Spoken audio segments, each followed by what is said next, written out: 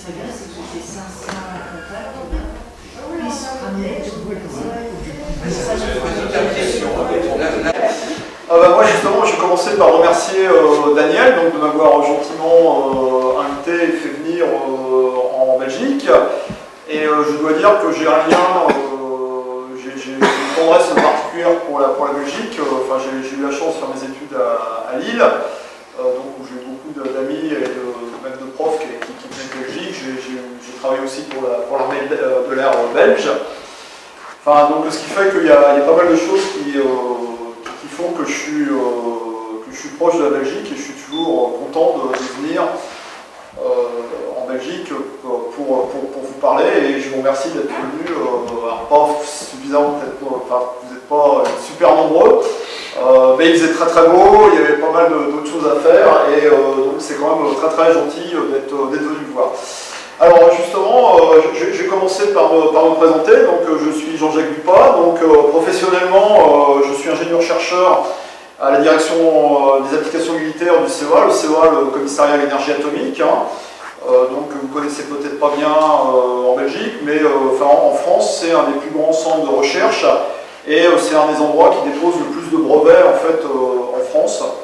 Donc nous, on a des activités un petit peu particulières qui sont liées à la défense, donc c'est pour ça que je ne vous en parlerai pas d'ailleurs.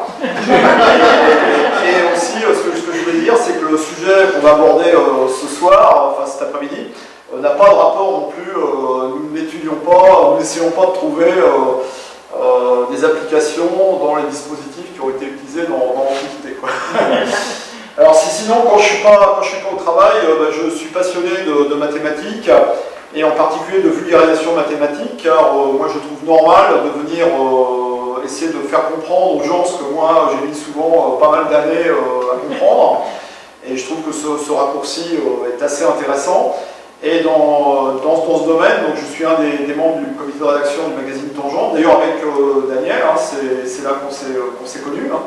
Et on se rencontre souvent au comité de rédaction, et donc, je suis non seulement au comité de rédaction, mais je suis aussi un des rédacteurs, comme Daniel, donc formant une petite communauté où on essaye en fait justement de vous expliquer en tout cas ce que moi j'ai mis un certain temps à comprendre. Quoi.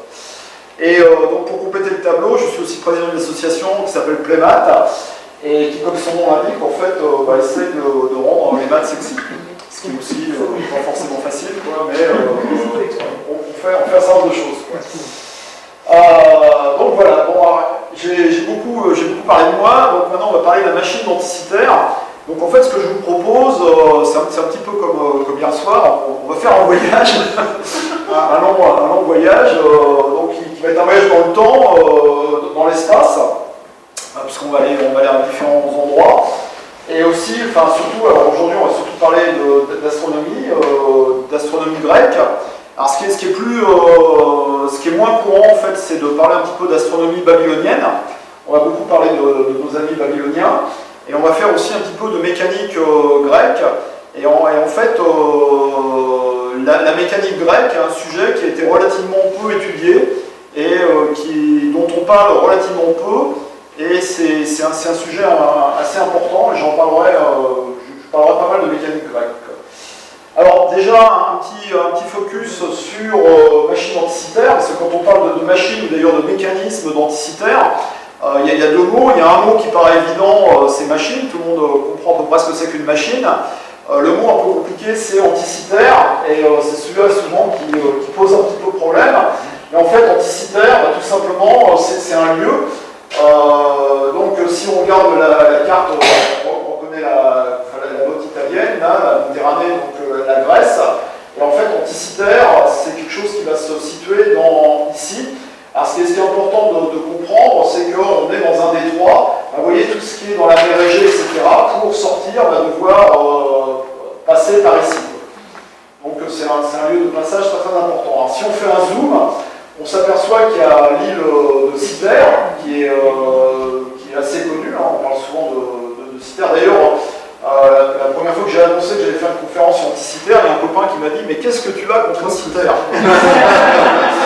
Et non, j'ai rien contre Cythère. En fait, anti en grec, ça veut dire contre, mais ça veut dire aussi en face. Et Et donc l'île d'Anticiter, qui est cette petite île-là, est une île qui se trouve donc entre Citer et la Grèce, et donc et la Crète, pardon. Et de son étymologie, c'est une île qui est en face de l'île de Citer. Alors, notre aventure va commencer, alors déjà on va faire un petit bond en arrière, parce qu'on va revenir en 1900, où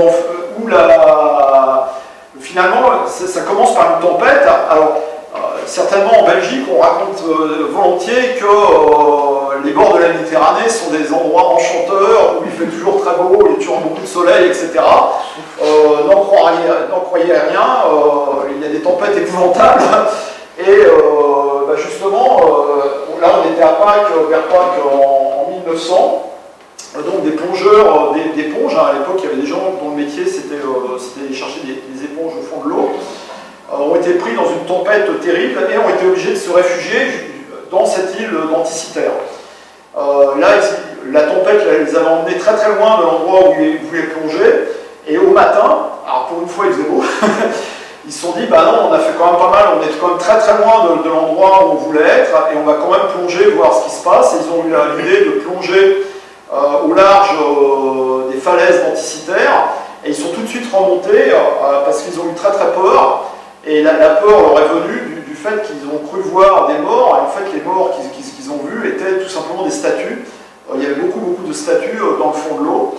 Et alors tout de suite, alors on est en 1900, donc il y a beaucoup de problèmes entre la Grèce et la Turquie, et donc tout de suite ils sont allés voir le gouvernement grec, et c'est le gouvernement grec qui a organisé le renflouement. Donc c'est une des premières fois d'ailleurs qu'un renflouement a été organisé par le gouvernement, et ça ne s'est pas passé sans problème, puisque on est en 1900, donc il n'y a pas de scaphandre autonome, hein. On est je crois à 60-80 mètres de profondeur. C'est quand même pas très facile, et il y a eu plusieurs morts et plusieurs blessés, des gens qui n'avaient pas palier de décompression non plus, il n'y avait pas ce genre de choses, et plusieurs personnes qui sont restées handicapées à vie suite à ces plongées. N'empêche qu'on a découvert ce qu'on appelle le trésor Anticiter. Vous voyez quelques statues, alors celle-là je sais qu'elle est au musée archéologique d'Athènes. Les plus belles statues, la plupart des plus belles statues qu'on connaît aujourd'hui du monde grec viennent de ce trésor Anticiter.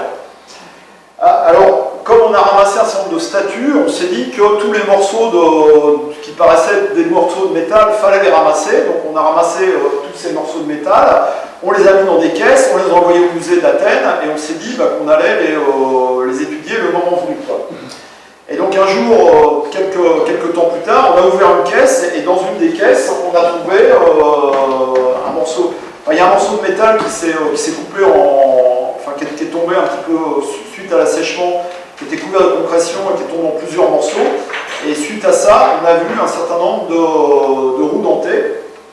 Et donc là c'était un petit peu la stupeur. Et d'ailleurs, on a cru au début à une plaisanterie, hein. On pensait que tout simplement quelqu'un avait jeté son réveil. Et puis on allait. C'est ça qu'on avait trouvé, quoi. Alors on avait essayé de regarder, on a essayé de voir s'il y avait marqué Made in China dessus, quoi. Et là non, on l'a pas trouvé, et même pire, on a trouvé des lettres grecques dessus, enfin des textes, on a vu des textes grecs gravés dessus. Alors donc là, vous voyez une photo que j'ai eu la chance de prendre au musée d'Athènes, hein, donc là qui est le morceau principal, on voit très très clairement. Alors les dents, on les aperçoit ici, hein, de la roue dentée, on voit très bien donc, cette roue avec quatre branches. Donc ça c'est une vue, ça c'est un autre morceau, là on voit très bien aussi les dents ici. Donc on voit une espèce de cadran. Donc là c'est toujours en fait il y a trois gros morceaux principaux aujourd'hui qui sont exposés au musée d'Athènes. Et donc là on en reparlera pas mal, hein, on voit toutes ces grandes spirales, hein, ces grandes encoches, là, toujours au musée d'Athènes. Et en fait, aujourd'hui, la machine Anticiter, c'est 82 fragments. Donc vous voyez les trois dont je vous ai parlé là, et puis un certain nombre de morceaux, enfin, et puis alors là, vraiment, là, des tout petits morceaux, quoi. Alors tout de suite, on a quand même essayé de regarder qu'est-ce que pouvait bien être cette machine, ce mécanisme. Alors on n'a pas tout de suite été quand même convaincu que c'était une machine qui datait de l'Antiquité. Il y a un personnage important qui est le philologue allemand Rehm, qui lui a tout de suite compris en fait que c'était certainement une machine ou un calculateur astronomique. Alors après Rehm, il y a eu pas mal d'autres hypothèses, des machines faites pour pouvoir naviguer, pour la navigation. Il y a eu pas mal de délires, à vrai dire, dans toutes ces années-là. Jusque dans les années 50, on a pas mal même parlé d'une machine extraterrestre qui ont été retrouvées. Enfin, ça a pas mal alimenté la chronique, mais finalement, pas plus que ça. Enfin, on s'en est intéressé, mais pas tant que ça, quoi. Alors, dans les années 50, il y a eu la première expédition de Cousteau sur le site d'Anticythère, puisqu'on avait sorti pas mal de statues, donc certainement il pensait pouvoir retrouver des choses un petit peu extraordinaires. Il a trouvé pas mal de pièces, et les pièces qu'on a retrouvées ont permis de dater d'ailleurs la période du naufrage. Alors tout simplement, en fait, supposons par exemple que le toit, que finalement Daniel se soit un peu fait avoir et puis que le bâtiment ne soit pas terrible, si le toit s'écroulait sur nous, et bien on pourrait dater la période et qu'on retrouve ça dans quelques siècles, on daterait tout simplement l'effondrement du bâtiment par les pièces qu'on retrouvait sur nous, quoi. Et comme nous, les pièces, il y a marqué l'année directement, on pourrait dire si la pièce la plus récente date de 2019, l'événement a eu lieu certainement avant 2019. Quoi. Et c'est comme ça qu'on a daté le naufrage. Alors, pour être franc, enfin, moi, je n'ai pas une admiration très grande pour Cousteau. Je pense que c'est même quelqu'un un petit peu un escroc. Et il a fait quand même beaucoup de dégâts sur le site. Puisqu'à l'époque, les méthodes de plongée et les méthodes de préservation des sites archéologiques n'étaient pas ce qu'elles sont aujourd'hui. Et à mon avis, on verra, je pense qu'il a fait pas mal de dégâts. Donc ensuite, l'histoire en fait, d'Anticythère, on démarre vraiment en 1959 avec Derek John de Solar Price, que j'appellerai Price dans la suite, qui a un peu étudié la question et qui a fait un premier article qui est l'article un peu fondateur dans le Scientifique American. Alors je ne l'ai pas amené l'article, mais je l'ai, l'article est très très intéressant, et dans cet article il avait déjà compris un certain nombre de choses. Alors toujours Price, il va continuer à travailler sur le sujet, c'est quelqu'un qui va un peu consacrer une partie de sa vie à la machine Anticythère. Il va décrire dans les années 74, donc 27 trous, parce qu'il a réussi à faire en fait des radiographies avec son ami Caracalos de la machine, et grâce aux radios, il a réussi à faire des choses, quoi. Alors malheureusement en 85, Cousteau revient, quoi, parce que là il semblerait que c'est en 85 qu'il ait fait quand même créé pas mal de problèmes. Alors, en particulier, il utilisait à l'époque une suceuse pour aspirer tous les débris. Et tout ce qui ne l'intéressait pas, ou tout ce qu'il voyait qui n'avait pas d'intérêt pour lui, il le rejetait, quoi. Et donc il y a certainement des pièces de la machine Anticythère qui sont parties comme ça, qui sont passées à la poubelle.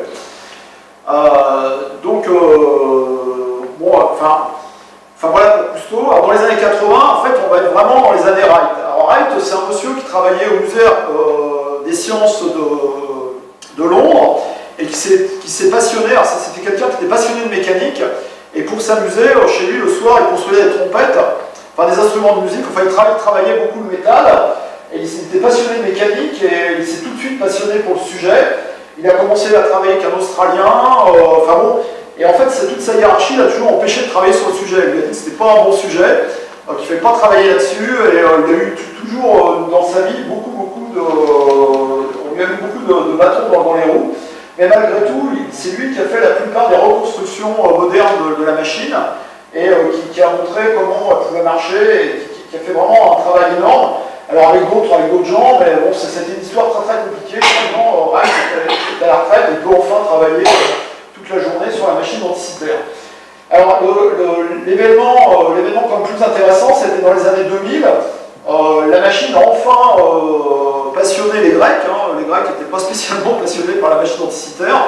Ils ont créé dans cette année-là la fondation, le projet Anticythère, qui existe toujours, qui a une page internet sur laquelle d'ailleurs d'où viennent un certain nombre de données qui mettent en fait plein de données à jour et qui montrent en particulier toutes les photos et les tomographies. Alors en 2005, ils ont réussi à faire un montage avec des sponsors, qui sont Hewlett Packard et une autre boîte qui s'appelle X-Tech, pour faire une tomographie de la machine. Alors ça a été très très compliqué parce que évidemment aujourd'hui le musée archéologique ne veut absolument pas que les pièces sortent du musée. Donc il a fallu construire en fait une machine de tomographie X autour de la machine denticitaire dans le musée, quoi. Donc ça a été très très compliqué. Alors pour la petite histoire, ils ont réussi à faire venir un jet, enfin c'est carrément un avion gros porteur américain qui a amené tout un tas de shelters pour faire les... Et il y a des camions qui ont traversé tout Athènes pour reconstruire une machine de tomographie dans le musée.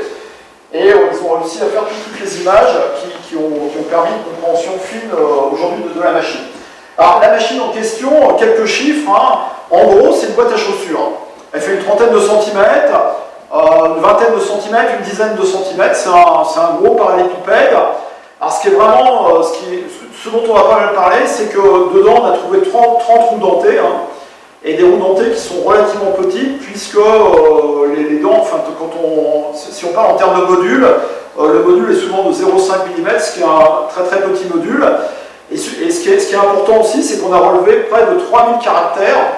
Enfin, les tomographies ont révélé plus de 3000 caractères. Aujourd'hui, les progrès qu'on fait sur la compréhension de la machine sont surtout à la lecture des caractères. C'est-à-dire que pendant longtemps, on s'est vraiment focalisé sur la mécanique de la machine, et aujourd'hui, on se focalise beaucoup sur ce qu'on lit dessus, quoi. Donc il y a un certain nombre de choses qu'on lit. Et on pense qu'il y avait de l'ordre de 15 000 caractères. Donc il y avait beaucoup de choses écrites sur cette machine. D'un point de vue de l'architecture, donc c'est une boîte à chaussures, hein, et il y avait certainement un couvercle, une page, une espèce de mode d'emploi sur le couvercle, et puis donc il y avait des cadrans devant, des cadrans derrière, et certainement il y avait une plaque derrière où était la suite du mode d'emploi. Donc c'est une machine très pratique, hein, finalement. Et vraisemblablement, il y avait, ça on l'a pas retrouvé, mais il y avait une manivelle sur le côté, et c'est la manivelle qui permettait de faire tourner tous ces cadrans et d'afficher les données que l'on voulait voir apparaître. Alors là j'ai repris ce schéma, c'est la cinématique de la machine, avec en fait toutes ces roues dentées, et vous voyez tous ces cadrans. Donc là, il y a quand même 5 cadrans derrière, et un grand cadran devant, et vraisemblablement donc une manivelle sur le côté. Vous voyez une cinématique donc, qui est très complexe. Donc là, pour la petite histoire, il faut attendre l'astrarium de Dondi, hein, qui date de 1300 et quelques, pour avoir une machine aussi complexe.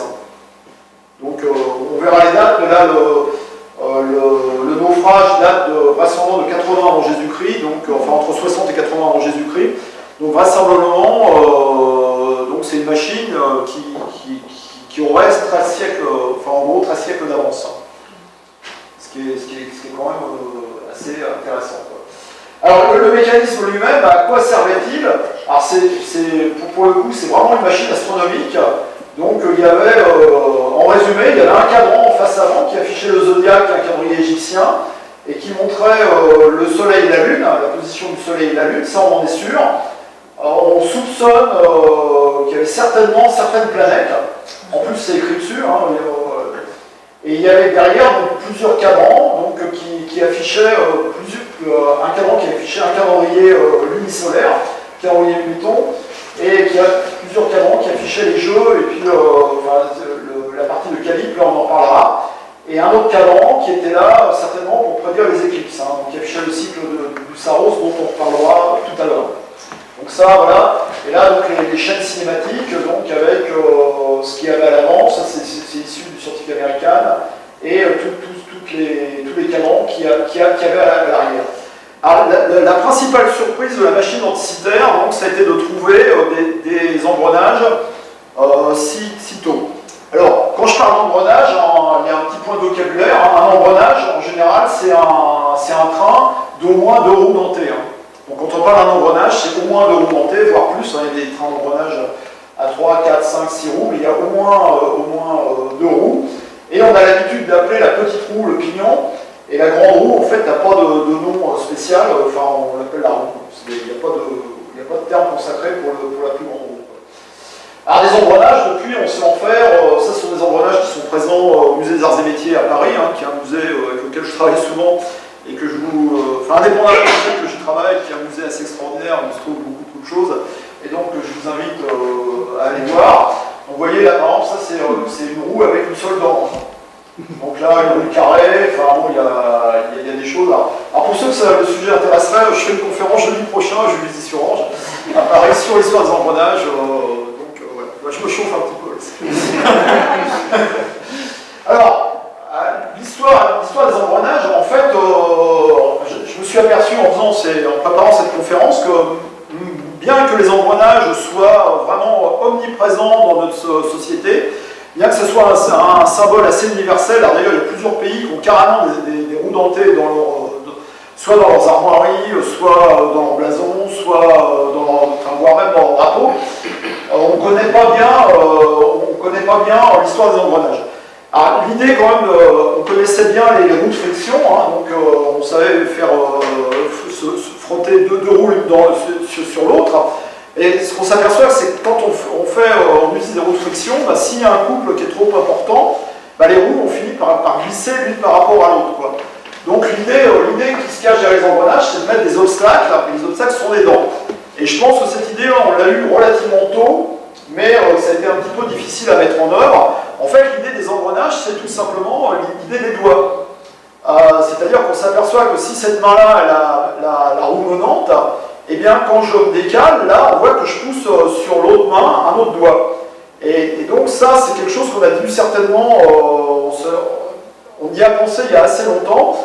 Malgré tout, les premiers engrenages sont quand même relativement récents. Et surtout, ce qui est important de comprendre, par rapport à l'époque, à l'Antiquité grecque, c'est que si on a un nombre entier on a forcément un nombre entier de dents, quand la roue menante va tourner de Z1 dent, elle va donc pousser Z1 dent sur la roue menée, et ce qui fait que la roue menée, elle va tourner en fait de Z1 sur Z2, tour de roue. Et donc comme ça, ce qui est vraiment très très important dans la machine anticitaire, c'est qu'un engrenage en fait simule une division de deux entiers. Et c'est ça qu'on va voir dans la machine anticitaire. Par contre, nous, dans notre vision moderne des engrenages, les engrenages sont des dispositifs de puissance. D'ailleurs, les engrenages modernes, on arrive à des rendements qui sont proches de 99%, donc des machines qui sont vraiment très très performantes. Mais là, dans la machine anticitaire, on n'est pas du tout dans une... il ne faut pas penser en engrenage moderne dans la machine anticitaire. On est dans des engrenages qui certainement simulent des rapports d'entiers. Et donc, on en reparlera un petit peu plus tard, mais vraisemblablement, aujourd'hui, on pense que les engrenages datent du 3e siècle avant Jésus-Christ. De toute façon, depuis, ça c'était la première évolution de la machine anticitaire, c'est que pendant longtemps, la première trace écrite, j'en parlerai, date des roues d'Alexandrie. Alors les roues d'Alexandrie, on a eu d'ailleurs du mal à le situer dans le temps. Il y a des gens qui pensaient qu'il était au 1er siècle, avant, 1er siècle après, au 2e siècle. Il y a eu beaucoup de batailles d'experts, et aujourd'hui on est à peu près sûr que les roues d'Alexandrie vivaient au 1er siècle après Jésus-Christ. Et donc la première trace de dents, en fait, date des roues d'Alexandrie, et donc on disait que non, les Grecs n'ont pas fait d'engrenage, de roues dentées, avant le 1er siècle après Jésus-Christ. Bon, maintenant, d'ailleurs, quand on trouvait une roue dentée, on disait, c'est une roue c'est un site du 1er siècle après Jésus-Christ, manque de bol, encore récemment, on a trouvé à Olbia en Sicile, cette roue dentée. En plus, vous voyez, il y a un profil de dents qui est tout à fait intéressant, et là, pour le coup, qui date du 3e siècle avant Jésus-Christ. Donc maintenant, en fait, depuis Anticitaire, on a complètement changé de paradigme. Quand on a des roues dentées, c'est pas forcément le 1er siècle après Jésus-Christ.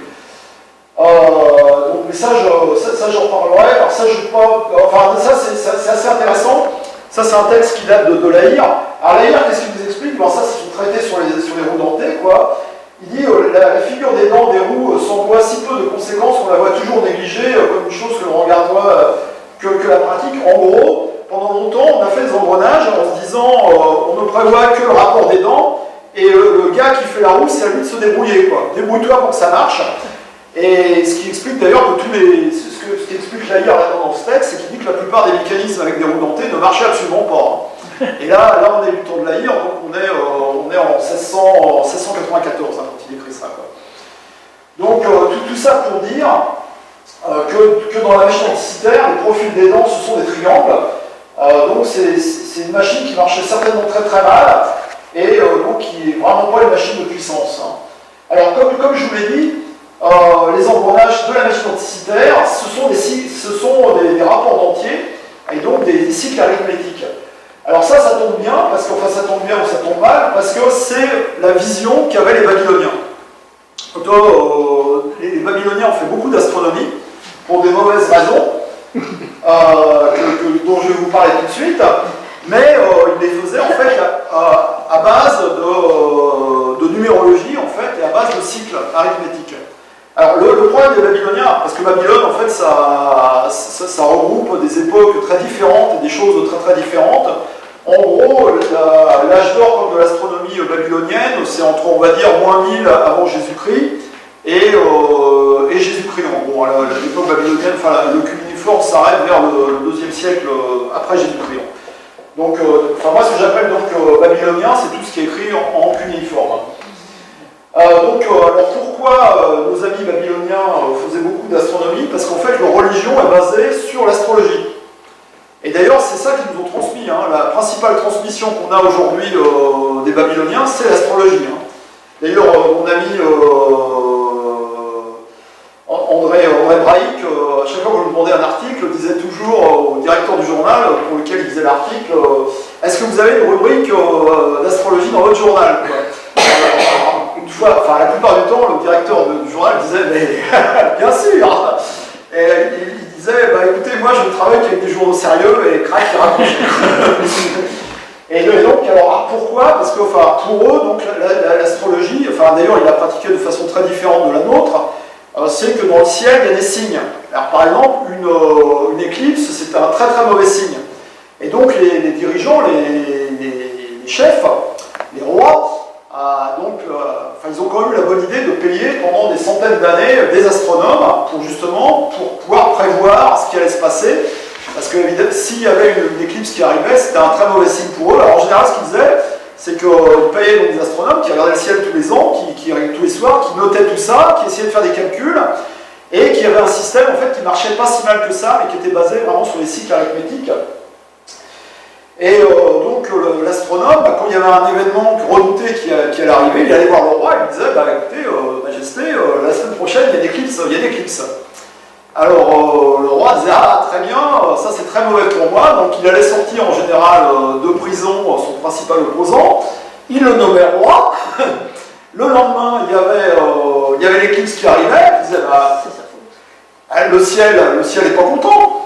Vous voyez, j'ai fait ce que vous avez voulu, le ciel, il se révolte tout de suite, quoi. J'en reviens. Bon, en général, l'opposant était trucidé, excusez-moi quand même, les gens se plaignent de Macron, mais ils étaient beaucoup plus expéditifs dans les coups d'arrêt. Alors, si on parle des Babyloniens, l'écriture cunéiforme, quand même, c'est le système aussi qui a duré le plus longtemps, parce qu'on est toujours capable de lire du cunéiforme. Je pense pas que nos CD-ROM, on les lira, on a déjà des mal à les lire en 10 ans après. Et malheureusement, beaucoup d'écritures cunéiformes se trouvent en Moyen-Orient aujourd'hui, et malheureusement, les dernières guerres ont été quand même très très destructives. On a certainement détruit une grosse partie du savoir de cette époque-là ces dernières années. Alors, nos amis babyloniens, ils avaient plein de particularités. Alors, la principale particularité, c'est qu'ils travaillaient en base 60. Alors, ils avaient une sous-base qui était la base 12, et de ça, donc, on a gardé nos 12 heures, nos 12 mois. Alors, vous avez remarqué que le ciel, pour eux, le ciel, non seulement il y avait l'astrologie, mais le ciel était bien fait, puisqu'en fait, il y avait 360 jours, donc un multiple de 60, tout marchait pour 60, tout marchait bien, et on pouvait faire 12 mois, tout était formidable. Et d'ailleurs, nos 360 degrés d'aujourd'hui viennent de là. C'est-à-dire que les 360 degrés viennent de l'astronomie, c'est-à-dire qu'en fait, 1 degré, c'est le déplacement du Soleil sur l'écliptique d'une journée, en gros. Quoi. Alors bon, on sait que c'est pas tout à fait vrai aujourd'hui, mais voilà. Alors pour parler comme un peu de base, je vous ai présenté, j'ai présenté la base 2. Alors, en base 2, il y a le 0, il y a le 1. Et puis en fait, il y a une table d'addition, donc qui est assez facile, hein, puisque quand on ajoute 0, ça fait rien. Donc on a déjà ces trois cases-là, on n'a rien à apprendre. Et on a juste à apprendre que 1 et 1, ça fait 10. Voilà, donc là, c'est assez cool. Et puis alors, la table de multiplication, c'est encore plus facile, parce que quand on multiplie par 0, ça fait 0. Donc là, on n'a rien à savoir. Et là, 1 fois 1, 1 c'est l'élément neutre, donc 1 fois 1, ça fait forcément 1, donc on n'a rien à apprendre là-dedans. Donc apprendre l'arithmétique en base 2, on en a pour à peu près 3 minutes, il y a juste ça à apprendre, quoi. Bon, en base 10, on sait qu'il y a les tables. En base 60, c'est un peu plus compliqué, hein. Il faut apprendre jusqu'à 59 fois 59. Hein. C'est un petit peu plus compliqué. Alors, la machine anticitaire, elle traite principalement de problèmes de calendrier, en fait. Alors, le calendrier, alors, vous savez que c'est un sujet qui est excessivement sensible, mais il y a un truc qu'on ne dit jamais, en fait, c'est que faire un calendrier parfait, c'est complètement illusoire. Alors, pourquoi c'est illusoire? Parce qu'il n'y a pas de phénomènes physiques qui font qu'il y ait de raisons que l'année, donc qui est un phénomène purement solaire, soit couplée au jour. Donc une année ne fait pas un nombre entier de jours. Il n'y a aucune raison pour que ça soit comme ça, quoi. Et pire, il y a la Lune, et les lunaisons, enfin la Lune, enfin on en parlera beaucoup de la Lune, ça ne marche pas non plus, quoi. Donc faire un calendrier, de toute façon, c'est un truc super compliqué, et qui ne pose que des problèmes. Alors, le décompte des jours, ça c'est assez facile, enfin surtout au Moyen-Orient. Quand on monte dans les pays du Nord, même ça déjà c'est compliqué, hein. Là en ce moment il fait nuit, il y a des pays où il fait nuit tout le temps, hein. Donc le décompte des jours, bon pour nous c'est assez facile, quoi. Alors la semaine, déjà après on se dit, on voudrait bien grouper les jours pour une entité quand même plus grosse à gérer. Alors on a eu l'idée de faire la semaine. Alors la semaine, en fait, contrairement à l'idée reçue, il y a beaucoup de gens pour qui la semaine faisait 10 jours. Hein. En particulier pour les Grecs, les Égyptiens, les Romains, etc. La semaine faisait 10 jours. Et le calendrier républicain, d'ailleurs, est revenu à 10 jours. Hein. Bon, mais pour les gilets jaunes, une semaine de 10 jours, c'est même pas la peine d'y penser. Hein. Alors, après, il y a eu des gens pour qui on a fait il y a eu des semaines de 7 jours. Alors, les semaines de 7 jours, c'est encore un problème des Babyloniens, parce que les Babyloniens, non seulement ils croyaient à l'astrologie, ce qu'on ne pense pas possible encore aujourd'hui, mais ils croyaient à d'autres choses, ils étaient vraiment marqués. Par exemple, ils pensaient que le 7 était un chiffre néfaste. Donc le 7e jour, ils faisaient surtout rien, quoi. Que de toute façon, ça allait leur poser beaucoup de problèmes, quoi. Et ce qu'on pense aujourd'hui, c'est que c'est lors quand les Juifs ont été déportés à Babylone, ils auraient ramené en fait cette croyance des 7 jours, et en fait la semaine de 7 jours viendrait de là. Enfin, il y a d'autres choses qui expliquent aussi ces 7 jours. Alors, le fait qu'il y ait le Soleil, la Lune et 5 planètes, donc il y a 5 trucs particuliers dans le ciel, donc il y a 7 trucs particuliers dans le ciel, quoi. Voilà. Alors ensuite, donc, pour ce groupement-là, certainement que les premiers, on est à peu près sûr que les premiers calendriers étaient lunaires. Donc les hommes préhistoriques, ils ont vu, ouais, il y a un truc dans le ciel qui s'appelle la Lune, ça a l'air de revenir assez régulièrement, c'est facile à repérer, bon, on voit à peu près comment ça tourne, donc certainement les gens ont fait des calendriers lunaires, quoi. Bon, et ils ont vécu avec des calendriers lunaires pendant certainement des milliers d'années, voire des dizaines de milliers d'années, hein. Puisque depuis que l'homme est... Enfin, la Lune, c'est quelque chose qui est très visible. Alors, manque de bol, les hommes ont inventé l'agriculture. Or, l'agriculture, ça ne marche pas du tout. Alors, contrairement aussi, on ne pourrait pas croire un truc pareil aujourd'hui, hein, on est au XXe siècle. L'agriculture, c'est pas du tout lunaire, hein, ça ne marche pas du tout avec la Lune. Hein. D'ailleurs, avec mon ami Jérôme Pérez, on fait des expériences dans les écoles primaires, hein, on leur fait planter germer des choses tous les jours, et puis on regarde avec la Lune si ça germe mieux les jours de pleine Lune ou de nouvelle Lune, et puis on remarque, c'est assez facile de voir que ça n'a aucun rapport, qu'il ne se passe rien, quoi. Et l'agriculture, c'est vraiment quelque chose de solaire. Donc à un moment, il a fallu basculer vers des calendriers plus solaires. Et ça a vraiment été quelque chose de très compliqué, quoi. On a mis des siècles et des siècles à le faire, quoi. Et c'est pour ça, en fait, les premiers calendriers sont unisolaires, parce qu'ils essaient de faire coïncider, ils essaient d'amener vers un truc plus solaire, mais c'est assez compliqué.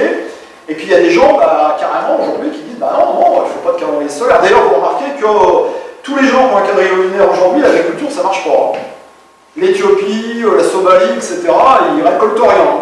Ils ont un calendrier lunaire, et bah ouais. Quand on est basé sur la Lune, on ne sait pas quand est-ce qu'il faut planter. Hein. Enfin, on verra plus tard pourquoi. Hein. Et alors, le truc aussi assez rigolo, c'est que les premiers qui vont adopter un calendrier purement solaire, ce sont les Égyptiens. Puisque eux, ce qui les importe, c'est le retour des crues du Nil, et les crues du Nil, c'est un phénomène solaire, puisque c'est un phénomène qui est basé sur les saisons. Et donc, bah, eux, ils ont besoin d'un calendrier solaire, donc ils vont prendre tout de suite un calendrier solaire. Et bon, comme ils ont eu des contacts avec les Babyloniens, ils vont prendre un calendrier de 360 jours. Ils vont quand même s'apercevoir assez vite que ça ne marche pas bien, parce que tous les ans, on perd en gros 5 jours. Et les Égyptiens vont se caler sur 365 jours. Alors 365 jours, c'est quand même un calendrier vague, puisque tous les 4 ans, on se décale d'un jour. Bon, mais à l'échelle humaine, en 40 ans, on est encore à peu près bien calé. Et puis les Égyptiens disaient, bah, comme ça, si j'ai mon anniversaire tel jour, bah, je connais toutes les saisons. Au cours des années futures, on va connaître tous les dieux pour être honorés de tous les jours, donc ça, c'est très bien. Donc ce calendrier-là, on l'utilisait plutôt en astronomie du temps des Grecs. Alors ce calendrier, en fait, il existe sur la machine anticitaire. Donc là, vous voyez, ce sont ces graduations qui sont là, quoi. Et en fait, on a lu le Tachon, qui est un mois du calendrier égyptien, on l'a lu dessus, quoi. Ça, c'est quelque chose qu'on a lu. Et là, en dessous, on a un autre cadran, qui est la longitude écliptique. En fait, alors, je vais vous dire deux mots sur ce que c'est que la longitude écliptique. Et là, on a lu aussi qu'on est dans la Vierge, et puis enfin, on a cette déclinaison. Et puis vous voyez, il y a un texte là, on lit des choses hein, ici, qui sont en grec. Donc ça, c'est une photo. Alors le problème, voilà. Alors pourquoi cette longitude, qu'est-ce que c'est que cette longitude écliptique? Vue de la Terre, si je me dis que je suis là, si je mesure, si je regarde dans le ciel où se trouve le soleil, alors ça je le fais le matin et le soir, en voyant quelles étoiles vont apparaître juste après le coucher du soleil ou juste avant le lever du soleil, on va s'apercevoir que toute l'année, le soleil semble parcourir une boucle qui fait un an justement, quoi, et il va se déplacer dans une zone qu'on appelle en fait qui est j'ai un super trou de mémoire, mais ça va revenir, c'est pas grave. Donc il fait un tour, et c'est ce qu'on appelle l'écliptique en fait. Il semble parcourir un grand cercle qu'on appelle l'écliptique, et donc cette zone c'est le zodiaque. D'accord, qu'ils ont divisé en 12, puisque eux ils travaillent en base 12, donc ils l'ont divisé en 12. C'est pour ça qu'on a 12 signes aujourd'hui. Et en particulier, notre zodiaque ne correspond plus, enfin, puisqu'il y a un autre phénomène qui s'appelle la passation des équinoxes. Donc même si l'astrologie marchait, ça ne marcherait pas puisqu'on est décalé, enfin on a plus d'un mois de décalage. Donc voilà, et alors le problème qu'on a vu, bah, c'est qu'en prenant un calendrier purement égyptien, bah, tous les ans, tous les 4 ans, on se décale d'un jour. Alors ça en fait c'était prévu sur la machine anticitaire, et donc il y avait des trous, il y avait 365 trous là, et en fait la face avant, le disque avant, on le sortait, et puis tous les 4 ans, il fallait le décaler d'un cran pour pouvoir se remettre en face, quoi. Et donc ça, vous voyez les trous de positionnement, là, on les voit très bien. On voit aussi, vous voyez, une autre roue dentée, là, qui est là. Ça, c'est aussi une tomographie, une tomographie récente, quoi. Alors ça, donc, c'est ce qu'on voit en face avant de la machine anticitaire. Alors, on pourrait me dire, ben oui, mais comment on sait que 4 ans se sont écoulés et qu'on doit changer notre face avant et la décaler pour la décaler d'un cran? Et bien ça, en fait, il y avait un cadran, donc il y a tout un mécanisme qui va vers un cadran là, qui est divisé en 4. Et en fait, les Grecs, ils marchaient exactement comme nous.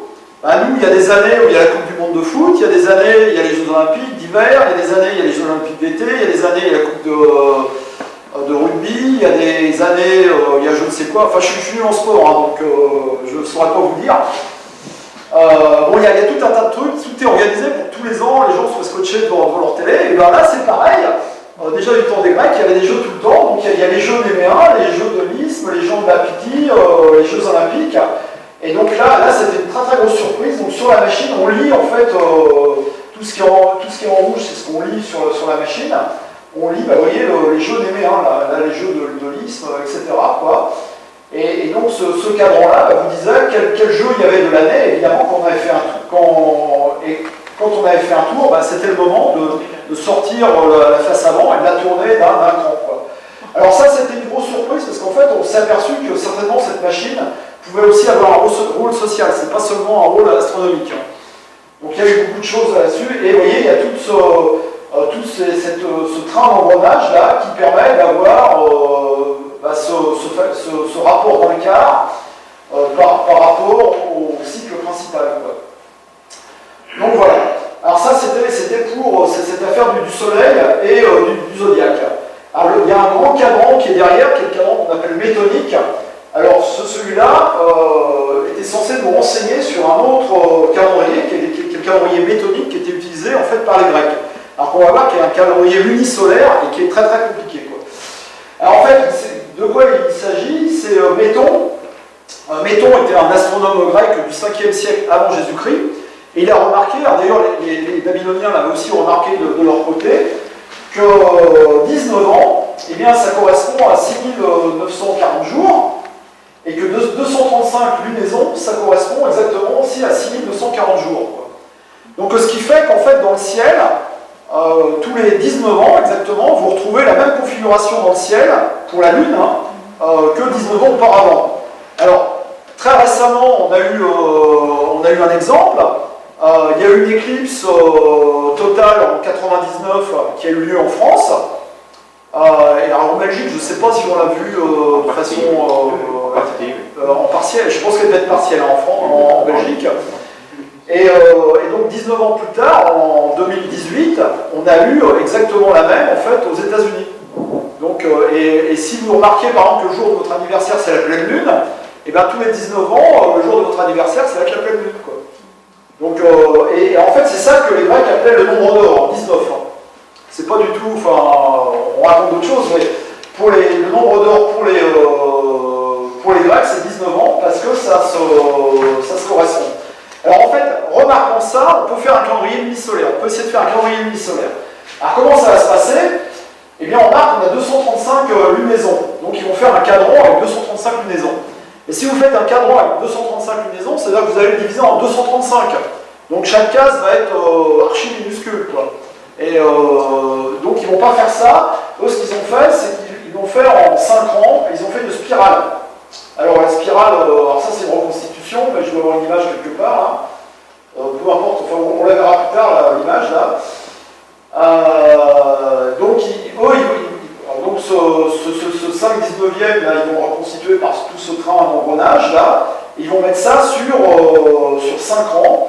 Et là, vous voyez, en rouge, on a ce qu'on a reconstitué, et ça a l'air tout petit, hein, on se dit, bah ouais, on n'a presque rien à reconstituer sur tout le calendrier, mais c'est quand même le calendrier méthodique le plus complet qu'on connaisse de l'Antiquité. Hein, puisqu'il y a beaucoup de choses qui ne sont pas parvenues, donc là, ce petit bout, là, c'est ce qu'on a de plus complet. Quoi. Alors, le problème, si vous voulez, c'est qu'on va se dire, ok, il y a le problème, les années, il faut quand même, si on fait le calendrier unisolaire, il faut quand même faire des années solaires, et donc il faut répartir les lunaisons là-dedans. Donc ce qu'on remarque, c'est que si on fait 12 lunaisons, en gros, ça fait 364 jours, donc c'est trop peu.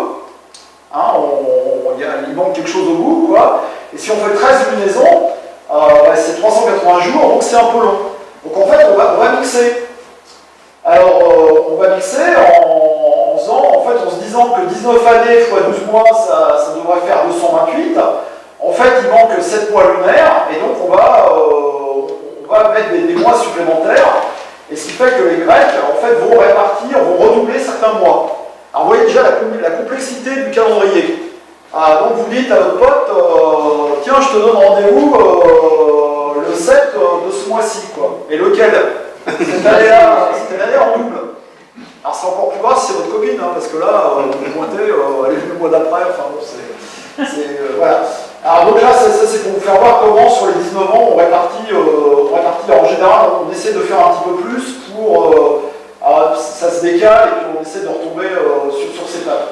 Alors les mois grecs, bah, c'est ceux-là hein, qu'on a trouvé écrits en fait, sur la machine d'Anticiter. Hein. Et le mois, en fait, c'est les initiales. Le mois qui redoublait, c'était le Clélios. Hein. Donc de temps en temps, on doublait des mois. Alors on doublait le mois des années 1, 3, 6, 9, 11, 14, 17. Hein. Super facile à se rappeler. Hein. Donc c'est un petit peu compliqué. Mais si on fait ça, on a 235 mois de 30 jours, soit 7050 jours. Or, le cycle, il fait que 6940 jours. Donc il faut supprimer 110 jours. Ce qui fait qu'en gros, on s'est dit, bah, tous les 64 jours, si on fait la division, on va essayer de supprimer un jour. Et donc, eh bien, voilà, il y a tous les jours là qu'il fallait supprimer. Et ça, c'est écrit là. Donc là, vous voyez, comme c'est factorisé par 5, là on disait, bah, tous ces mois-là, on va supprimer ce jour-là. Et là, on va supprimer celui-là, etc. Donc le calendrier méthodique, c'est super compliqué, quoi.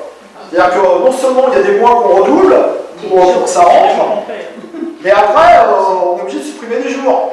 Donc, alors là, vous voyez, vous les embrouilles. Tiens, je dois un peu d'argent à mon ami Daniel. Eh bien, je vais te le rendre tel jour. Ah, mais il n'existe pas. C'est ballot. C'est ballot. Donc, bon, imaginez, enfin bon, c'est pour ça aussi que ce type de calendrier, on a assez vite abandonné, hein, quand même. Donc là, je vous ai mis tout le détail, là, on a reconstitué, on a tout reconstitué, là, c'est super compliqué. C'est super compliqué. Et c'est pas fini, parce que c'est pas fini.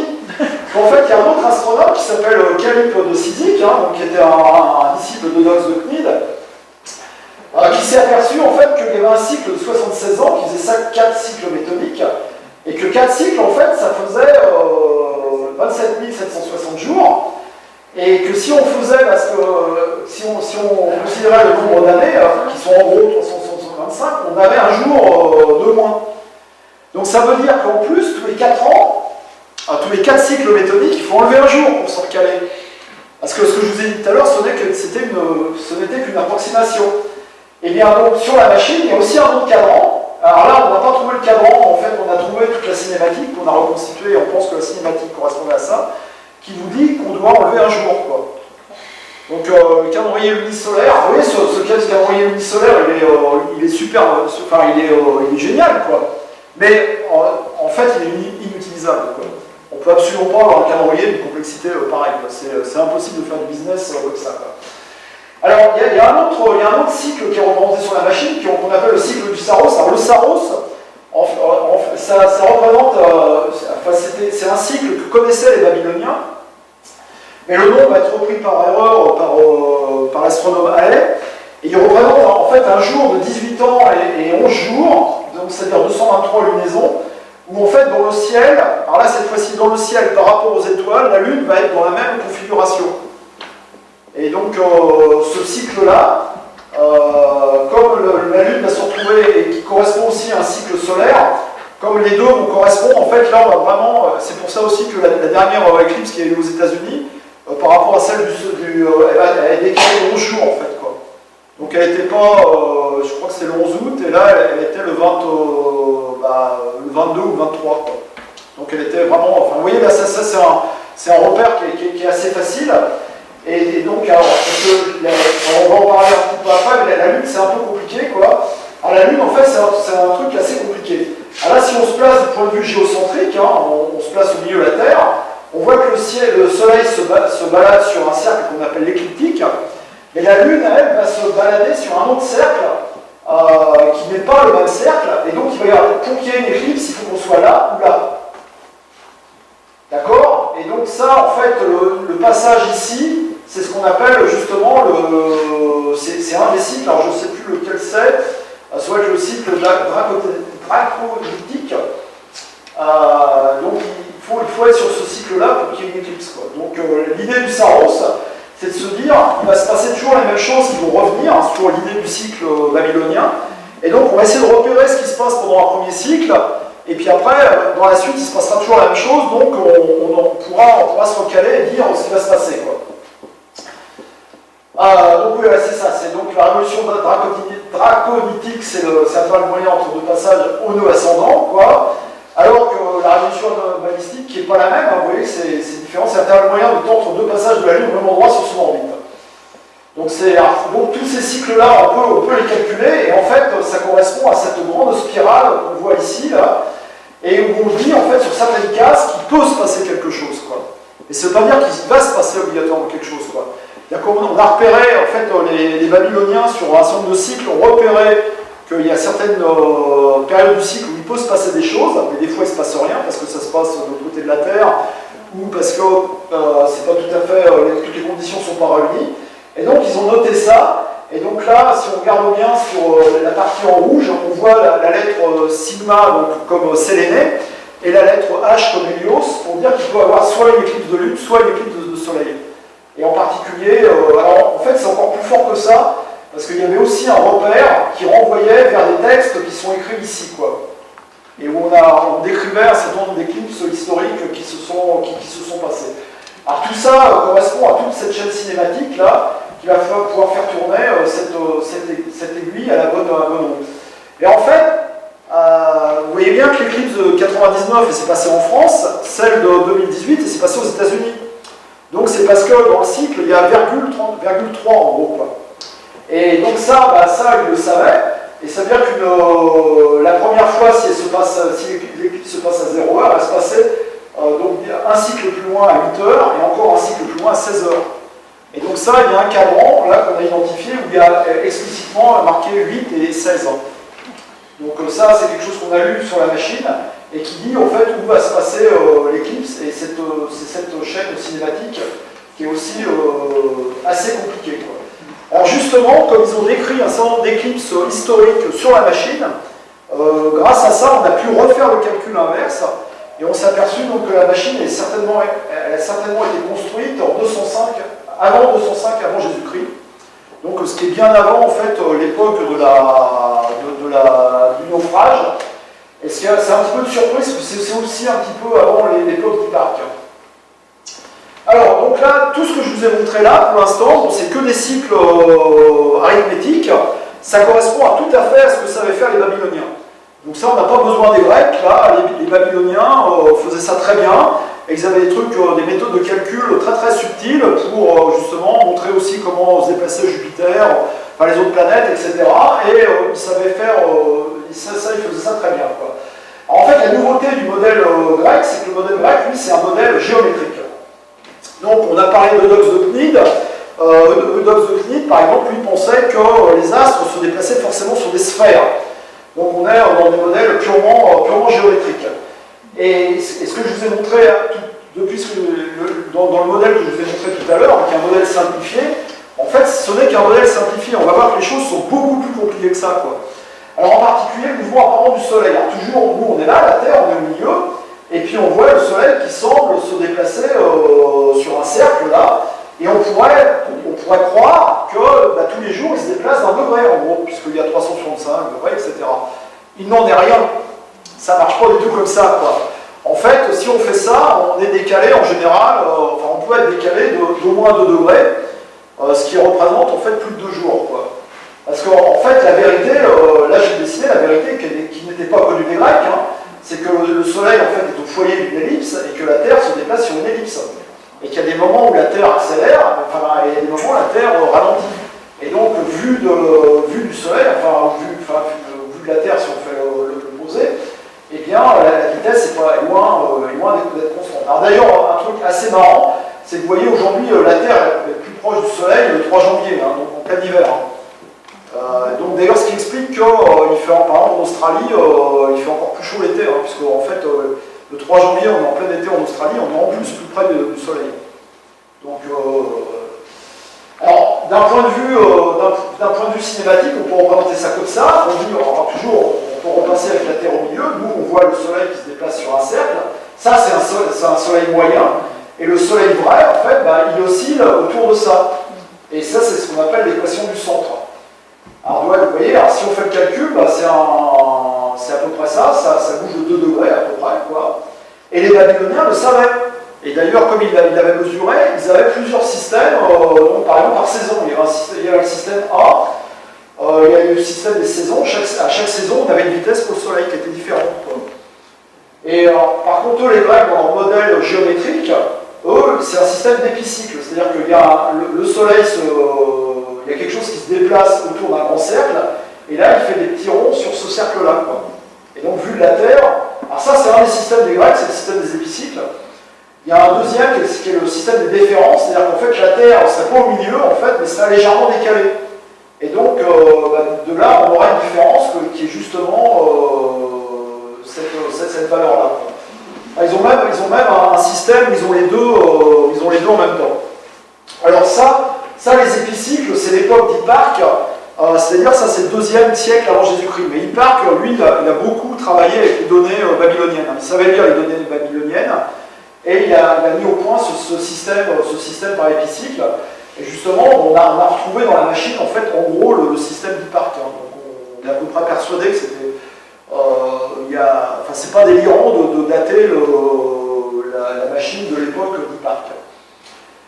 Alors ça, c'est le Soleil. Vous voyez, le Soleil, déjà, c'est pas simple. Alors la Lune, c'est un truc super compliqué. D'ailleurs, c'est pour ça que c'est une très mauvaise idée d'avoir un calendrier lunaire.